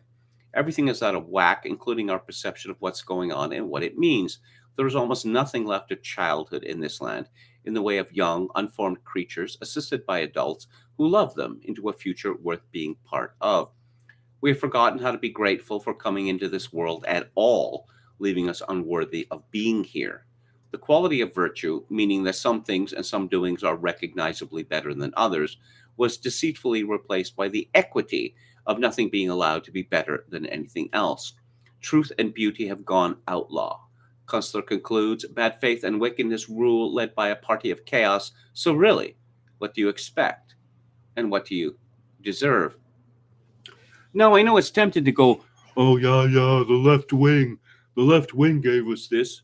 No, no. It was the right wing, just as much as the left wing, or conservatism, Inc. Oh, do you believe in truths instead of values? Because values are endlessly mutable. Truths are kind of like hard and sharp and scary. What's really important, the highest value of choice. Follow your bliss, wherever that may lead you, which of course has led the same so called family values figures into embracing, well, homosexuality and embracing transsexuality and embracing everything, really. We don't want to make judgments. Well, if you don't want to make judgments, then how can you possibly be qualified to be a member of the elite? If everything is just, if everyone is just going to do whatever they want to do, why do we need a lead? Why do we need leadership? Why do we need politicians? Why not just let everyone, muddle along as they are doing? And of course, we've all become used to the conservative case for whatever. And even Christopher Rufo, oh, I don't know, some semi famous conservative Inc. fellow. Oh, me and my husband are adopting a child or two children, I think it was. Oh, congrats, congrats, congrats. Why? What are the congratulations for? This is insane and disgusting. Men cannot bear children. I didn't know this until yesterday, but did you know that Amber Heard is a mommy now? No, she didn't, go about this the old fashioned way by getting knocked up and having her belly swelling, with all that entails. No, she somehow procured a child through a surrogate. And again, I must point out, why aren't people screaming, outraged about this? Because what it comes down to is poor women selling their children to rich women. Women turned into genuine sexual slaves for the amusement of the upper class. Let's talk about the Ukraine, or the borderlands, as I like to call it, or Little Russia, even. This is from Moon of Alabama. As things fall apart, Biden may want to escalate. Is reality setting in? Is that why a Washington Post reporter who has been on the front line in Ukraine was allowed to write this story? Ukrainian volunteer fighters in the East feel abandoned. Quote, after 3 months of war, this company of 120 men is down to 54 because of deaths, injuries, and desertions. The volunteers were civilians before Russia invaded on February 24th, and they never expected to be dispatched to one of the most dangerous front lines in eastern Ukraine. They quickly found themselves in the crosshairs of war, feeling abandoned by their military superiors and struggling to survive. You know, when you have a vast army, such as the United States do, there's always plenty of work sitting at a desk. When you are in, a relatively small army and facing a genuinely existential crisis, people sitting at desks, there's not a lot of room for all these people sitting at desks. So these people thought, oh, we're never going to be sent near the front lines. Did they really think that? For what reason would they think that? In mid February, these people were still civilians in some town in West Ukraine. Then they volunteered to avoid a draft into the army for the Territorial Defense Forces with the hope to serve near their homes. Lapko, built like a wrestler, was made a company commander in the 5th Separate Rifle Battalion in charge of 120 men. The similarly burly Krus became a platoon commander under Lapko. All of their comrades were from Western Ukraine. They were handed AK 47 rifles and giving training that lasted less than half an hour. We shot 30 bullets and then they said, you can't get more. It's too expensive, Lapko said. They were given orders to head to the western city of Lviv. When they got there, they were ordered to go south and then east into Luhansk province in Donbass, portions of which were already under the control of Moscow-backed separatists and are now occupied by Russian forces. Moon of Alabama quotes, says, the men were put into a frontline ditch and have since been shelled again and again without any ability to respond. That just seems, in secular terms, this seems to me to be the greatest hell that anyone could undergo. Constant shelling with little or no protection. They then disregarded the orders from above and left. They have now been arrested. The military values of such units was zero to begin with. Untrained men under command of an inexperienced civilian and with no real weapons have no chance to hold out against a professional military force like the Russian army. The 60 or so of them got killed or wounded for no good reason. This is the responsibility of the servant of the corrupt, President Vladimir Zelensky, and those Western politicians like Boris Johnson who egg him on. But the biggest part of the responsibility for the life of those men falls to the Biden administration. It tried to push Zelensky to invade Donbass in early 2021. Back then, Russia started large-scale maneuvers and made clear they would intervene. Zelensky got cold feet and pulled back. As the Carnegie Endowment's Dmitry Tretin reported at the time, quote, in February 2021, Zelensky ordered troops as part of the rotation process and heavy weapons as a show of force to go near to the conflict zone in Donbass. He did not venture out as far as Poroshenko, who dispatched small Ukrainian naval vessels through the Russian-controlled waters near the Kerch Strait in late 2018, but it was enough to get him noticed in Moscow. The fact of the matter is that even if Ukraine cannot seriously hope to win the war in Donbass, it can successfully provoke Russia into action. This, in turn, would produce a knee-jerk reaction from Ukraine's Western supporters and further aggravate Moscow's relations, particularly with Europe. One way or another, the fate of Nord Stream 2 will directly affect Ukraine's interests. Being seen as a victim of Russian aggression and presenting itself as a frontline state checking Russia's further advance toward Europe is a major asset of Kyiv's foreign policy, unquote. When the 2021 attempt had failed, the Biden administration did not change its general plan, as it is part of a larger strategy to push the West into a new Cold War with Russia and China. After the 2021 attempt on Donbass had failed, the U.S. immediately prepared for a new attempt to provoke Russia and Ukraine in spring 2022. Quote, the first instruction that Secretary of State Antony Blinken got from President Biden was to reset America's alliances and partnerships abroad so that the United States could deal with the challenges ahead. That strategy would prove decisive in combating Russia's aggression against Ukraine. Biden and other officials gave me new details this week, describing a series of behind-the-scenes meetings over the past year that helped forge the U.S.-led coalition to support Ukraine. The Biden administration's secret planning began in April 2021, when Russia massed about 100,000 troops on the Ukrainian border. The buildup turned out to be a feint, but Blinken and other officials discussed U.S. intelligence about Russia's actions with leaders of Britain, France, and Germany at a NATO meeting in Brussels that month. Their message was, we need to get ourselves prepared, a senior State Department official said, unquote.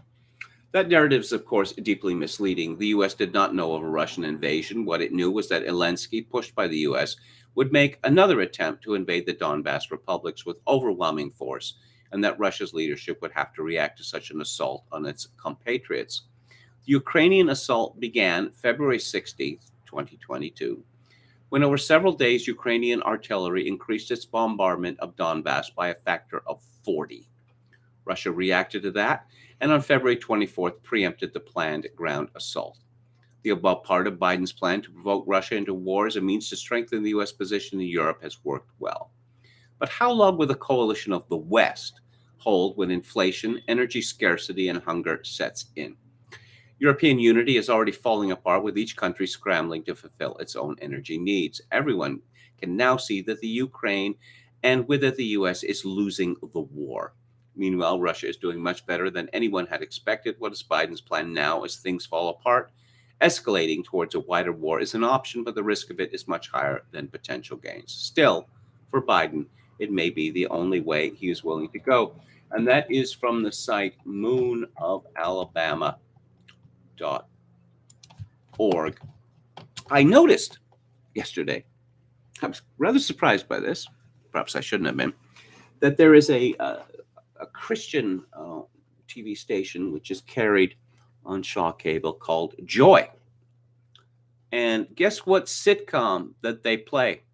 The Servant of the People. Yes, Vladimir Zelensky's a sitcom, which of course was paid for by one of the leading Ukrainian oligarchs, the same fellow who made him president of the Ukraine. I am 1776.com. I've mentioned this site often, quite fond of it.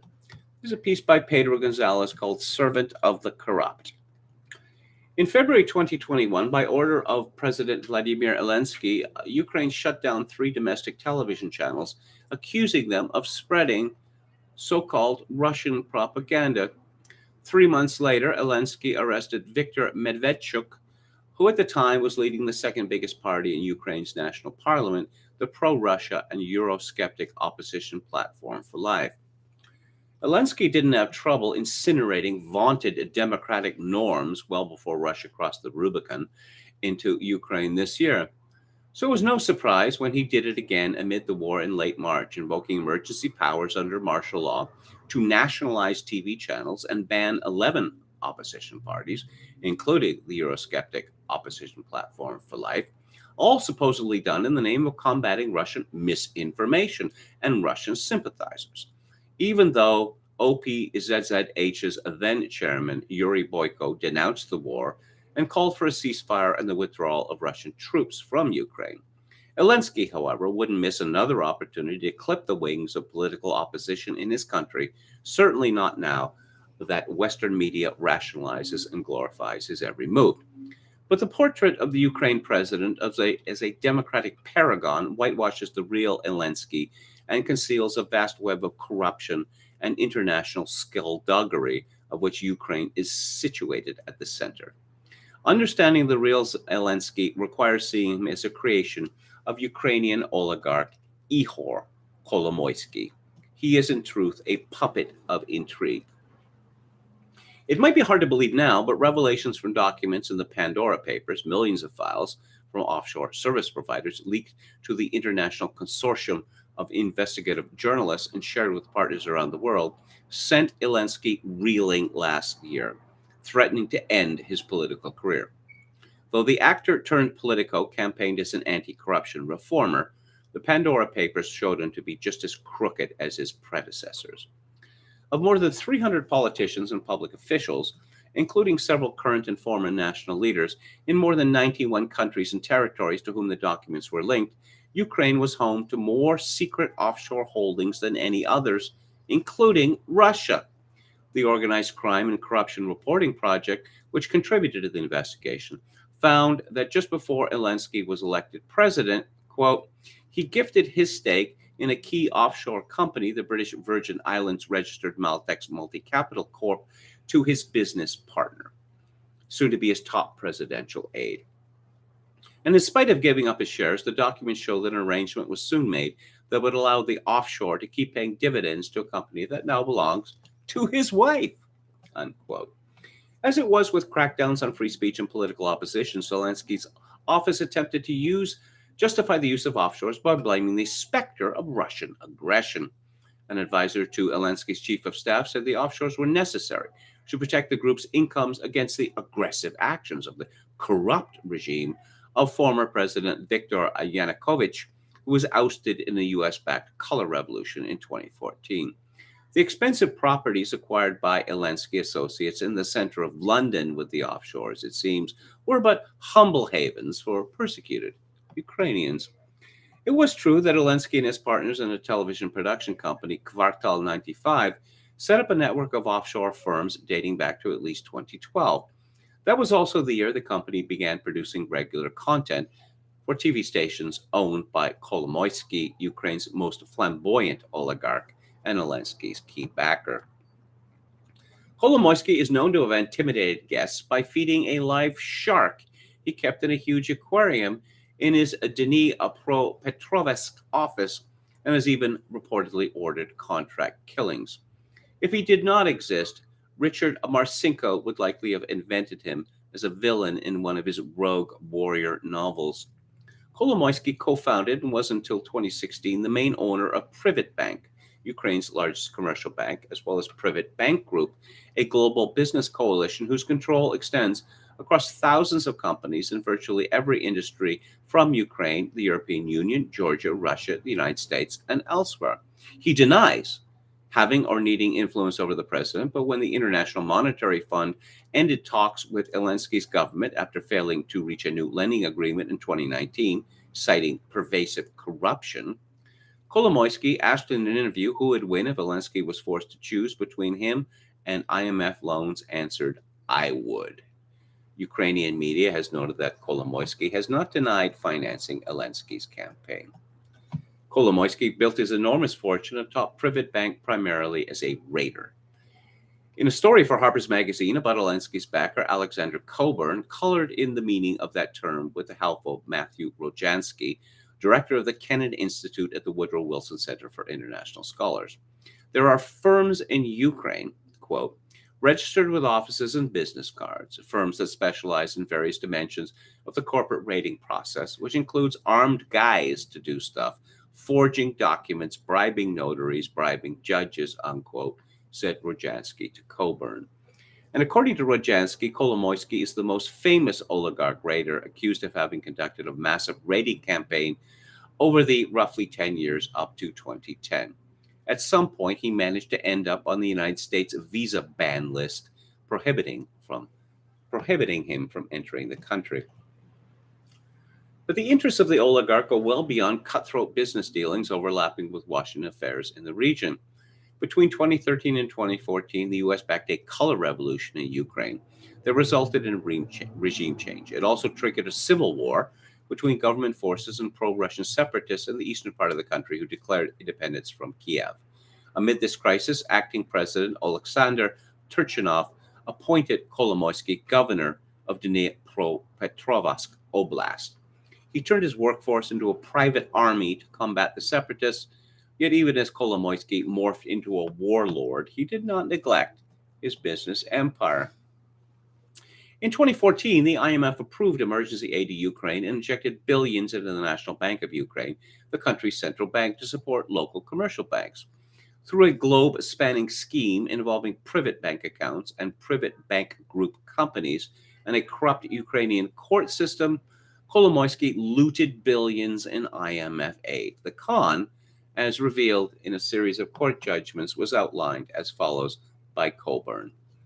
42 Ukrainian firms owned by 54 offshore entities registered in Caribbean, American, and Cypriot jurisdictions and linked to or affiliated with the Privet group of companies took out loans from Privet Bank in Ukraine to the value of $1.8 billion. The firms then ordered goods from 6 foreign supplier companies, 3 of which were incorporated in the United Kingdom, 2 in the British Virgin Islands, 1 in the Caribbean statelet of St. Kitts and Nevis. Payment for the orders, $1.8 billion, was shortly afterwards prepaid into the vendor's account, which were coincidentally in the Cyprus Bank, a Privet Bank. Once the money was sent, the Ukrainian importing companies arranged with Privet Bank Ukraine that their loans be guaranteed by the goods on order. I should point out that Ihor, the Kolomoisky, the oligarch, holds the citizenship of 3 countries: Ukraine, Israel, and Cyprus. And Cyprus seems to be a, how would I put it?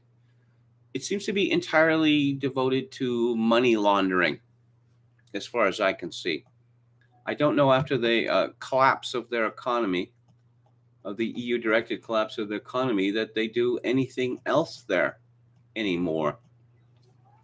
During this period, Kolomoisky kept his portfolio of activities diverse. 2014 was also the year when then Vice President Joe Biden's son, Hunter Biden, reportedly joined the board of Burisma, a Ukrainian energy company to which Kolomoisky has been connected with a controlling interest, according to the New York Post.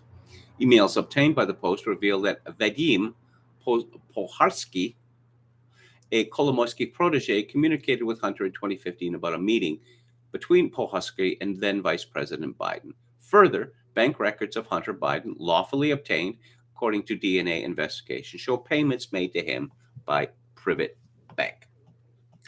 By 2015, Kolomoisky was on to his next controversy, the one that would ultimately lead to Zelensky's rise. In March of that year, Kolomoisky's men physically seized control of Ukrnafta, the largest oil and gas producer in the country, and Ukrtransnafta, which controls virtually all oil pipelines in Ukraine. This was Kolomoisky's way of showing his disapproval of the government's timid reform efforts, which posed a direct threat to then President Petro Poroshenko's power. Poroshenko then turned to Washington for help, namely then Assistant Secretary of State for European and Eurasian Affairs Victoria Nuland and Jeffrey Pyatt, who was U.S. ambassador to Ukraine at the time. Nuland is an interventionist married to arch neoconservative Robert Kagan. She's been called the architect of American influence in Ukraine, was instrumental in regime change, and has served in every presidential administration except Trump's since Bill Clinton's days. People like Nuland are why presidents come and go, but interventionist foreign policy always remains. And there's much more with this in this essay, which I highly commend to you, by Pedro Gonzalez at im1776.com. Suffice to say that Vladimir Zelensky is as corrupt as they come. But he serves the interests of the global American empire, and that's enough. Right? That's enough. So, civic nationalism. I was raised to be a civic nationalist, and I still feel this in my bones, but increasingly it's becoming impossible for me to remain an ally. How can one remain a civic nationalist when our precious visible minorities, as we call them in Canada, speak of us white people in language that can only be characterized as eliminationist? And David Cole has a piece in Takis Magazine about this. Leftists love to paint Tucker Carlson as a racist, a Klansman who grows strange fruit in his backyard. That's a reference to a famous song I believe Bessie Smith sang it, called Strange Fruit, which is about lynchings in the American Deep South. Susie and the Banshees covered that song. If so, he's the first Klansman in history who hates discussing race. There are many examples. Here's one of my favorites. In February 2021, Tucker launched a bizarre narrative about how the media's hatred of whites and adulation of black criminals is a sinister psyop by bankers. Quote, an interesting theory comes to us from a researcher called Zach Goldberg. Goldberg looked at every time the term racism was used in America's largest newspapers and noticed a trend. There was a noticeable spike just after 2011, which not coincidentally was right around the time of the Occupy Wall Street movement, when people are starting to talk about what Wall Street actually does in public. All at once, journalists agree that the real problem with America is racism, unquote. Got it? All that racial demagoguery, the 1619, the CRT, is not about race. It's banksters trying to distract us from their economic chicanery. Well, in Tucker Carlson's defense, he has a problem, which is that, particularly lately, he's been pushing that boat as far out as it will go. To say that the minorities in the United States have created a coalition to destroy white people, perhaps to exterminate them. I mean, I'm not. You read the New York Times lately? I'm not exaggerating. That's too dangerous to say. On the right, particularly, in so-called conservative circles, we have to align, with the good minorities, particularly the model minorities. The elite of these model minorities are anything but good. They're ugly, hateful people who want to hurt us, perhaps because of a sense of inferiority. Again, like that Peralta fellow at Princeton University. He sees something beautiful, something he doesn't understand, something that he cannot make, and so he wants to destroy it. Cole writes, even regarding immigration, Tuck routinely evades race, repeatedly claiming that his opposition to open borders has nothing to do with the quality of the entrants, but rather their political affiliation and lack of space in the U.S. In January, he declared that even if all new immigrants were Nobel Prize winners, he still wouldn't have room for them. I'm focusing on Carlson because of his high profile, but this is a problem with the right in general. Most rightists with a national soapbox bend over backwards to remove race from every contentious issue. It's the Democrats are the real racists, made manifest in the right's response to everything. The Democrats, shouldn't that be Dummycrats? Make immigration racial, but it's not racial to us. We're just worried about overcrowding. Why we turn away a Danish Nobel winner as quickly as a Somali rapist. America has no racial problems, just banksters and racist Democrats trying to divide us. In 2016, Trump's greatest effrontery to conservatism, Inc., was that he dared to acknowledge that non-white nations were sending screwed up migrants. You're not supposed to admit that. You're not supposed to win after admitting that. Be like Rich Lowry instead, who explained last week that there are in fact two great replacement theories. The anti-Semitic one that involves race. Americans foolishly worry that importing third worlders might turn America into a third world nation.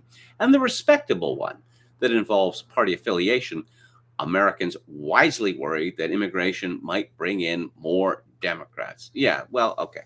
So let's look at three cities which are sort of bywords for collapse in the United States. Detroit, Baltimore, St. Louis. Oh, it's, the Democrats have been running those cities forever. Yeah, okay.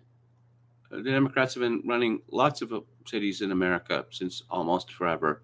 Have they all collapsed in the way that Baltimore, Detroit, and St. Louis have? No, they haven't. Let's look at the demographic change in Detroit, St. Louis, and Baltimore, which is a much better explanation. It's a much better explanation. But that is highly dangerous. Let's see. Cole writes, the people I described as the right's rational racial center, men who neither run from the issue nor approach it like trolls, Steve Saylor, Peter Brimelow, and Jared Taylor, all of whom thoroughly eschew sentimentality, have almost no platform as it is, and eventually they'll be completely silenced, slandered, and aged out of existence.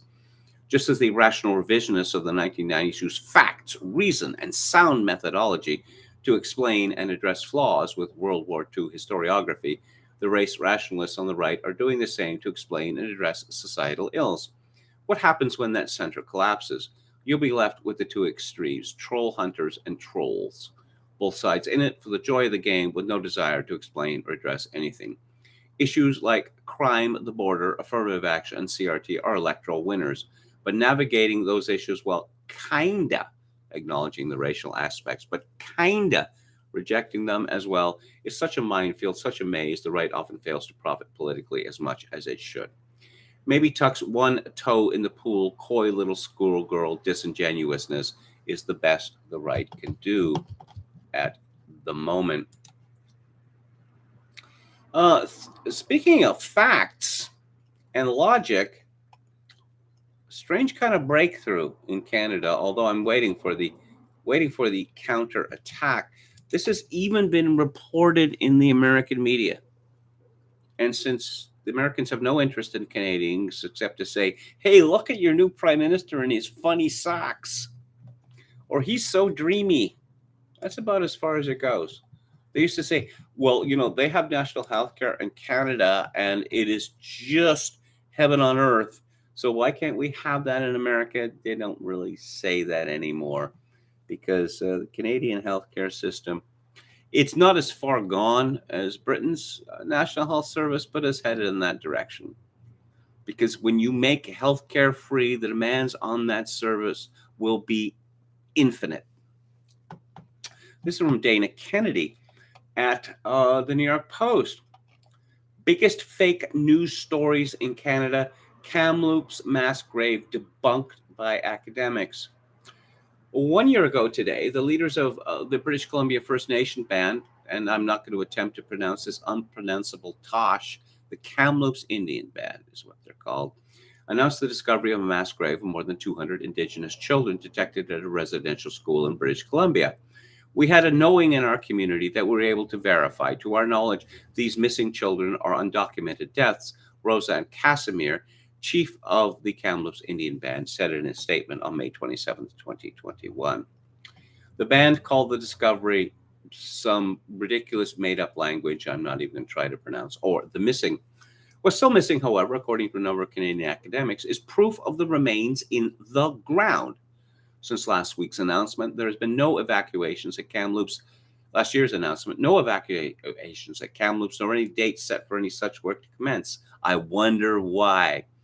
Nothing has been taken out of the ground so far. The alleged burial ground, which is said to include 215 bodies, some as young as 3 years old. Why would a 3-year-old be at a residential school? I've never seen anyone ask that question. Why would a 3-year-old child be at a residential school at a time when schooling began at the age of 6?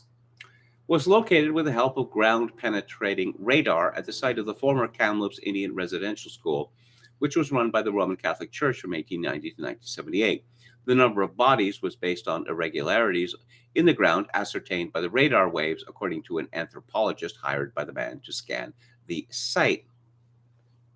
Kamloops was one of a network of residential schools across Canada run by the government and operated by churches from the 1880s through the end of the 20th century. Well, 1978 is not quite the end of the 20th century. Never mind. Experts say an estimated 150,000 children attended the schools. And then we get the usual how cruel this was, etc. I'm not going to go into that because I think it's nonsense. Last May's news sent shockwaves throughout Canada and across the globe. Within days, Prime Minister Justin Trudeau decreed, partly at the request of tribal leaders, that all flags on federal buildings fly at half-mast. The Canadian government and provincial authorities pledged about $320 million to fund more research, and in December pledged another $40 billion. Give me my Gibbs, involving First Nations child welfare claim settlements that partially compensate some residential school attendees. 1978, 22 plus 22, that's 44 years ago. There were very few people, very few Indians in residential schools. after the 1960s. That is to say, the vast, vast majority of people who ever attended residential schools are dead. But guess what? We're hearing about residential school survivors, that's what they call them, who never went to residential schools. One or either both of their parents went to residential schools. And that's enough to make you a permanent victim. Pope Francis, of unholy fame, issued a formal apology on behalf of the Catholic Church, which ran many of the residential school facilities. He said he planned to visit Canada later this year to further assist in healing and reconciliation. Reconciliation, what that means in Canada now is that you berate us for trying to help you. You demand that we grovel, and you demand that we give billions and billions and billions of dollars without end in a way that in no way helps Indian communities on their reserves. The Canadian media does not like to. It just simply doesn't write about Indian reserves because the truth of Indian reserves is too horrible to contemplate. Not one body has been found. Jacques Rillard, who is a professor emeritus in the Department of History at the Université de Montréal, told the Post, after months of recrimination and denunciation, where are the remains of the children buried at the Kamloops Indian Residential School? Well, they're not. It's been a year. They've made, this would be sacrilegious or whatever. They don't want to exhume the site for the reason that there's no evidence there's any bodies there. Disturbed ground, it could mean tree roots. Okay? Most ground is disturbed, except that, which has been freshly plowed. And it's fascinating to me that, with one exception, a piece by Terry Glavin in the National Post, the fact that this story has erupted into the United States. Oh, well, yeah, the New York Post. I suppose Tucker Carlson's going to be talking about it now. I have been rabbiting on about this for a year now. Where is the evidence? Habeas corpora. Produce the bodies. Oh, yeah, our sacred oral tradition. You know what the oral tradition is? It's tittle tattle. You know the game of Chinese whispers? You know how that works? Sure you do. That I remember Muriel Spark in her novel, The Mandelbaum Gate, which is at a time when Jerusalem was still split in two before the Six-Day War, and visiting, the Arab side, and all her main character, she's very sympathetic to the Arabs, but it turned out that all of the Arabs, their families owned vast orange groves. Well, there's only so many vast orange groves, that could exist in a country as small as that. But they all believed that their families had owned vast orange groves, which had been stolen from them by the Jews. Since the Kamloops discovery, investigators using ground-penetrating radar said they've located what may be the unmarked graves of another 800 or so children at residential schools in British Columbia and Saskatchewan. But like Rillard, Tom Flanagan, professor emeritus of political science at the University of Calgary, isn't buying any of it. He told the Post, "This is the biggest fake news story in Canadian history. All this about unmarked graves and missing children triggered a moral panic. They have come to believe things for which there is no evidence, and it's taken on a life of its own." Strangely, Rillard, Flanagan, and their associates have an ally of sorts in Eldon Yellowhorn, a professor and founding chair of the Indigenous Studies Department at Simon Fraser University in British Columbia. Yellowhorn, who grew up on a farm on the Piegan Indian Reserve with many family members who attended residential schools, is both an archaeologist and anthropologist, a member of the Blackfoot Nation. Many of the graves he's identified at residential schools in other parts of the country, though, come with actual cemeteries, and it's not always clear how they died. Some of those found had succumbed to disease. Yellowhorn said, citing one cemetery where it became apparent many children perished from the Spanish flu a little over a century ago. As Yellowhorn sees it, the actual evidence for the mass grave at the Kamloops site is thin. Of course, there's other so-called mass graves in which there were crosses put on each grave, which were destroyed in grass fires or simply withered away over time.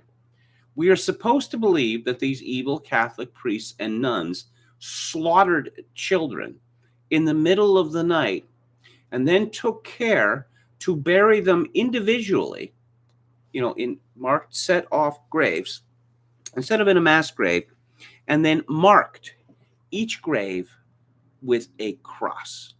Does that make sense to anyone? No, of course it doesn't.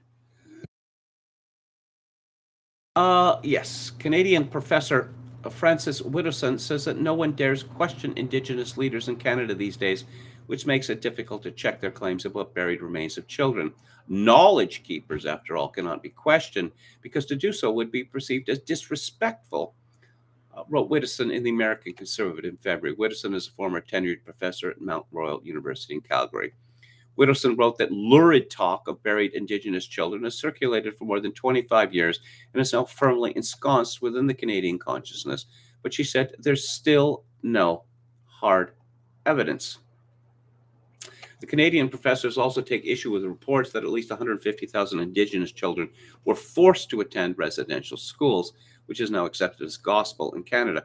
Flanagan and others say the number is misleading at best because a large percentage of Indian parents willingly opted for residential schools as they were the only way for their children to get an education.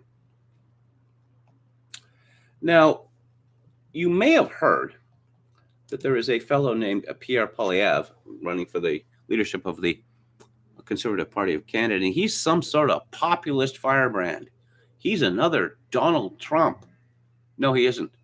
He's a phony through and through, a complete phony. Oh, he's the populist who was first elected to Parliament when he was something like 24 years old. Oh, by the way, he grew up in Alberta, but then translated to Ottawa shortly before that because he's obviously had his eye from the time that he was a teenager on becoming Prime Minister of Canada. And the knock against the Conservatives, the Reform Party alliance, oh, it's always people from Alberta.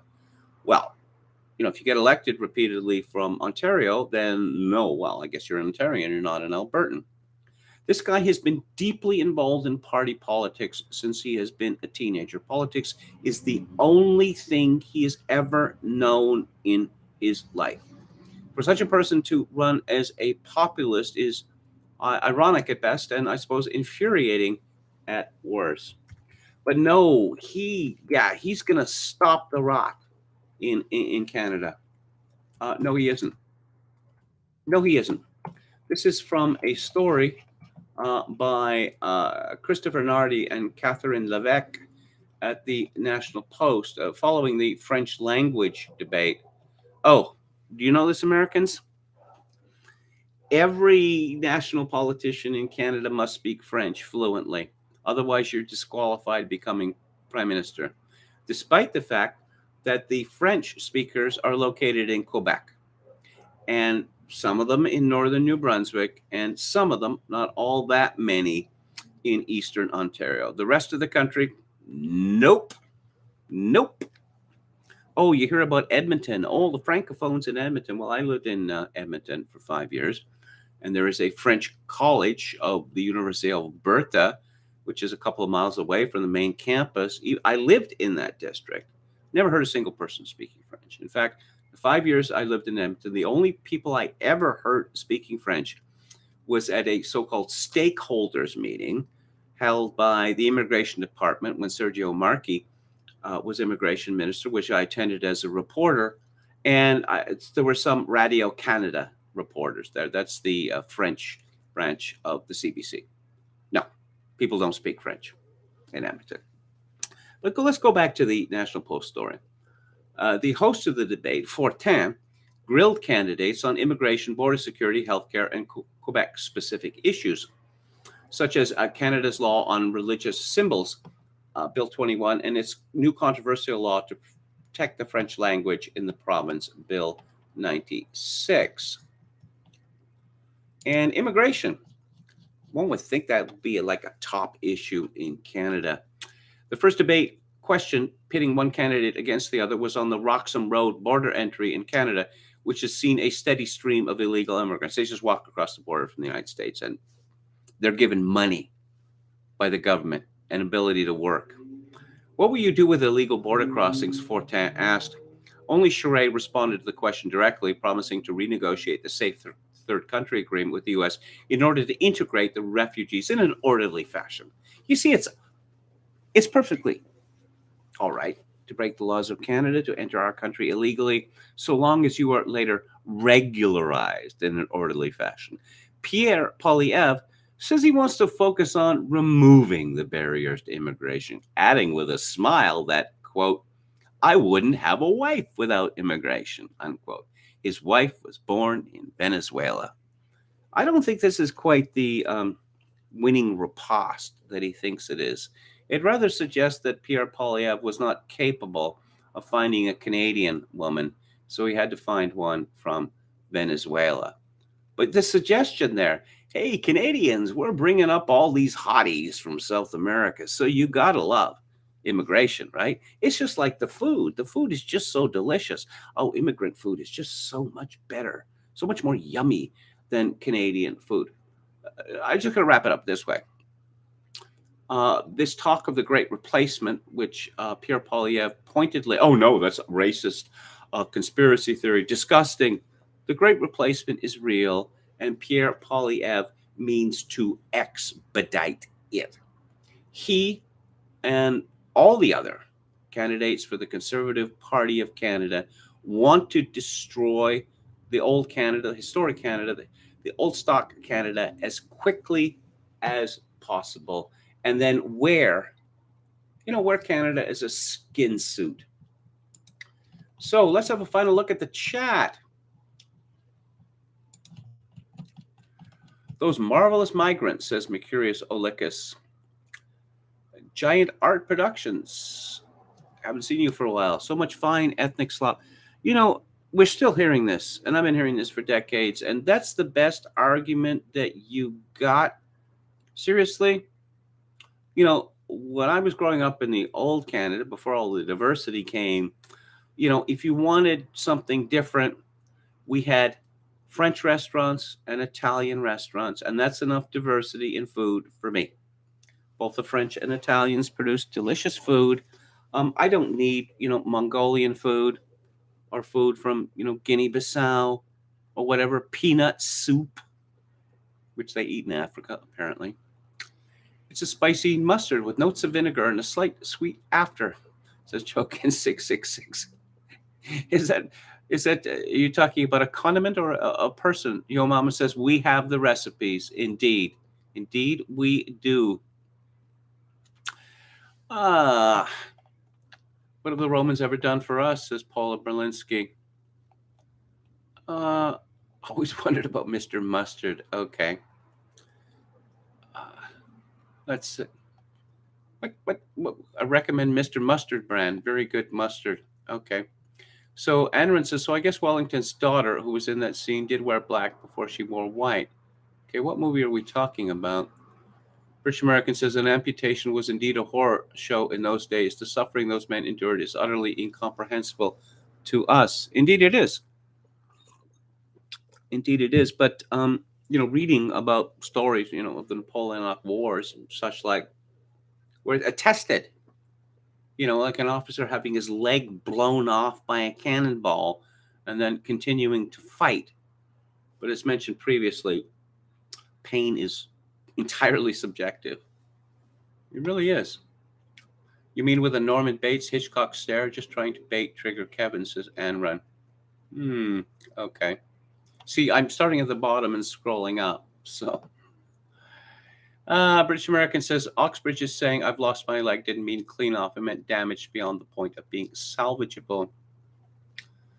Hauper said, with the Kubrick Napoleon film, I've had a scene of him staring at the ceiling with a demented grin on his face. I don't really think Napoleon was that kind of character. Despite his low origins, he was an intellectual. I mean, he rewrote the laws of Europe, right? And his demented belief that he was going to force efficiency on Europe from one end to the other, despite the oceans of blood this resulted in. Yeah, this points to him being an intellectual of a modern sort. Well, there are any other intellectuals besides moderns? Okay. Let's see. Who else do we have? A great scene in Waterloo is in the map room. Wellington realized he's been humbugged, deceived by Napoleon's brilliant and audacious strategy in entering present-day Belgium at Charleroi. This British American. Okay. We're talking about Barry Lyndon here again. I can't say enough good things about Barry Lyndon. I really, really can't. Ogan's Iron said KMG, re-lynching and racism, one of the most interesting aspects of the Leo Frank story. White Southerners had opportunity to kill a random black man for the murder of a white girl and declined. Yeah, and I'm not buying the argument that, anti-Semitism was just so pervasive in the South. Jews were successful in the South, and I will note that I mentioned this before, but it's relevant here, in the 1964 presidential election, Barry Goldwater, who claimed to be an Episcopalian but was really an atheist, his name Goldwater from Goldwasser. I mean, his family owned a department store in Phoenix, such an obviously Jewish name that, notwithstanding this, Goldwater won 6 states in 1964, one of which is his home state of Arizona. I think he won that by just 5,000 votes. The other 5 states that he won were in the Cotton South. So it seems to me that if the Old South was really that anti-Jewish, Goldwater would not have been successful. The organizer says Cyprus is very Russian world oriented. I understand that it's a popular vacation destination for Israelis as well. I like Plummer, says British American KMG voice. He's Canadian, SW2, though I think an even better casting choice would have been Christopher Lee. Frank was a Jewish Yankee, says Yo Mama. I don't, I've read a lot about the Leo Frank case. I wasn't on the jury, but on the balance of probability, I think that he was guilty. Giant Art Production says KMG, the trans are calling us ontologically evil now. Ooh, ontologically. That's deep. That is deep. Are you familiar with Coleman's? Asked Anne, a good spicy English mustard. I could go into a whole Alan Partridge routine, based on his mustard, that instead of, people today say, cool or wicked, but back in Victoria times, they'd say, oh, mustard. It's hilarious. If you haven't seen it, you should. That would be in the second series of Alan Partridge, which came out, if memory serves, in 2002. It's the one where he has this hot Ukrainian living a girlfriend, and played by an English actress. I have to say that one of the things that really I suppose this will change over time, maybe is changing, that one looks at journalists, female journalists in England, and a great many of them quite attractive. I mean, it's just strange to me because one does not associate, female journalists with attractiveness in North America. Also in England, you have a great deal of female actresses, comedic actresses, who are not only good at, acting, but also very good looking. The woman who plays she's a sweet woman, she's kind of addled, and she has this obsession with overstuffed toys and the like, and putting people's faces on tea mugs and the like. She's played by Amelia Bullmore, the English actress, a wonderful actress. Anyway, Uh, KMG, come on the Content Minded podcast one day, my friend, Ask Giant Art Productions. Well, uh, direct message me, okay? Polygon says, KMG, have you considered covering Carol Quigley's tragedy and Hope for the Book Club? It's a massive slog to get through, but I hope you covered Tainter a while back and was curious. Okay. Carol Quigley, I will look into it. Ukrainian women are hot. Russia is Africa, says Dionysus. And, okay. Ontologically evil, that's Rich coming from a bunch of Gnostics, as Mercurius Olycus says. Just so. Mustard is wonderful, says Anran. I quite fond of mustard, the Dijon kind, actually. He's still covering Tainter, says Helper. Yes, indeed. Yes, I am. And on that bombshell, as Alan Partridge would say, I'm going to wrap up the show for Friday and for this week. Thank you all for tuning in. Greatly appreciated as always. I shall be back on the air Monday at 4 p.m. Pacific, 7 p.m. Eastern. If you'd like to make a donation to the live stream, my PayPal account is linked to kevin_grace@hotmail.com. If you're in Canada, donations may be made to the live stream directly via interact@kevingrace@shaw.ca. My Trail of Disgrace says, have you seen Mid Morning Matters? Yes, I have. Very, very, very funny. Very, very obviously, modestly. Not lots of, it's the studio essentially, right? It's a live cast, an internet live cast, and you have cameras into the studio, and it just shows you what you can do with very modest resources when you have brilliant writers and actors. So I leave you with this, as always, in these days of social atomization and civilizational collapse, I do dearly wish that you, my dear viewers and listeners, manage to forge a genuine human connection in order to ease the burden. Good night.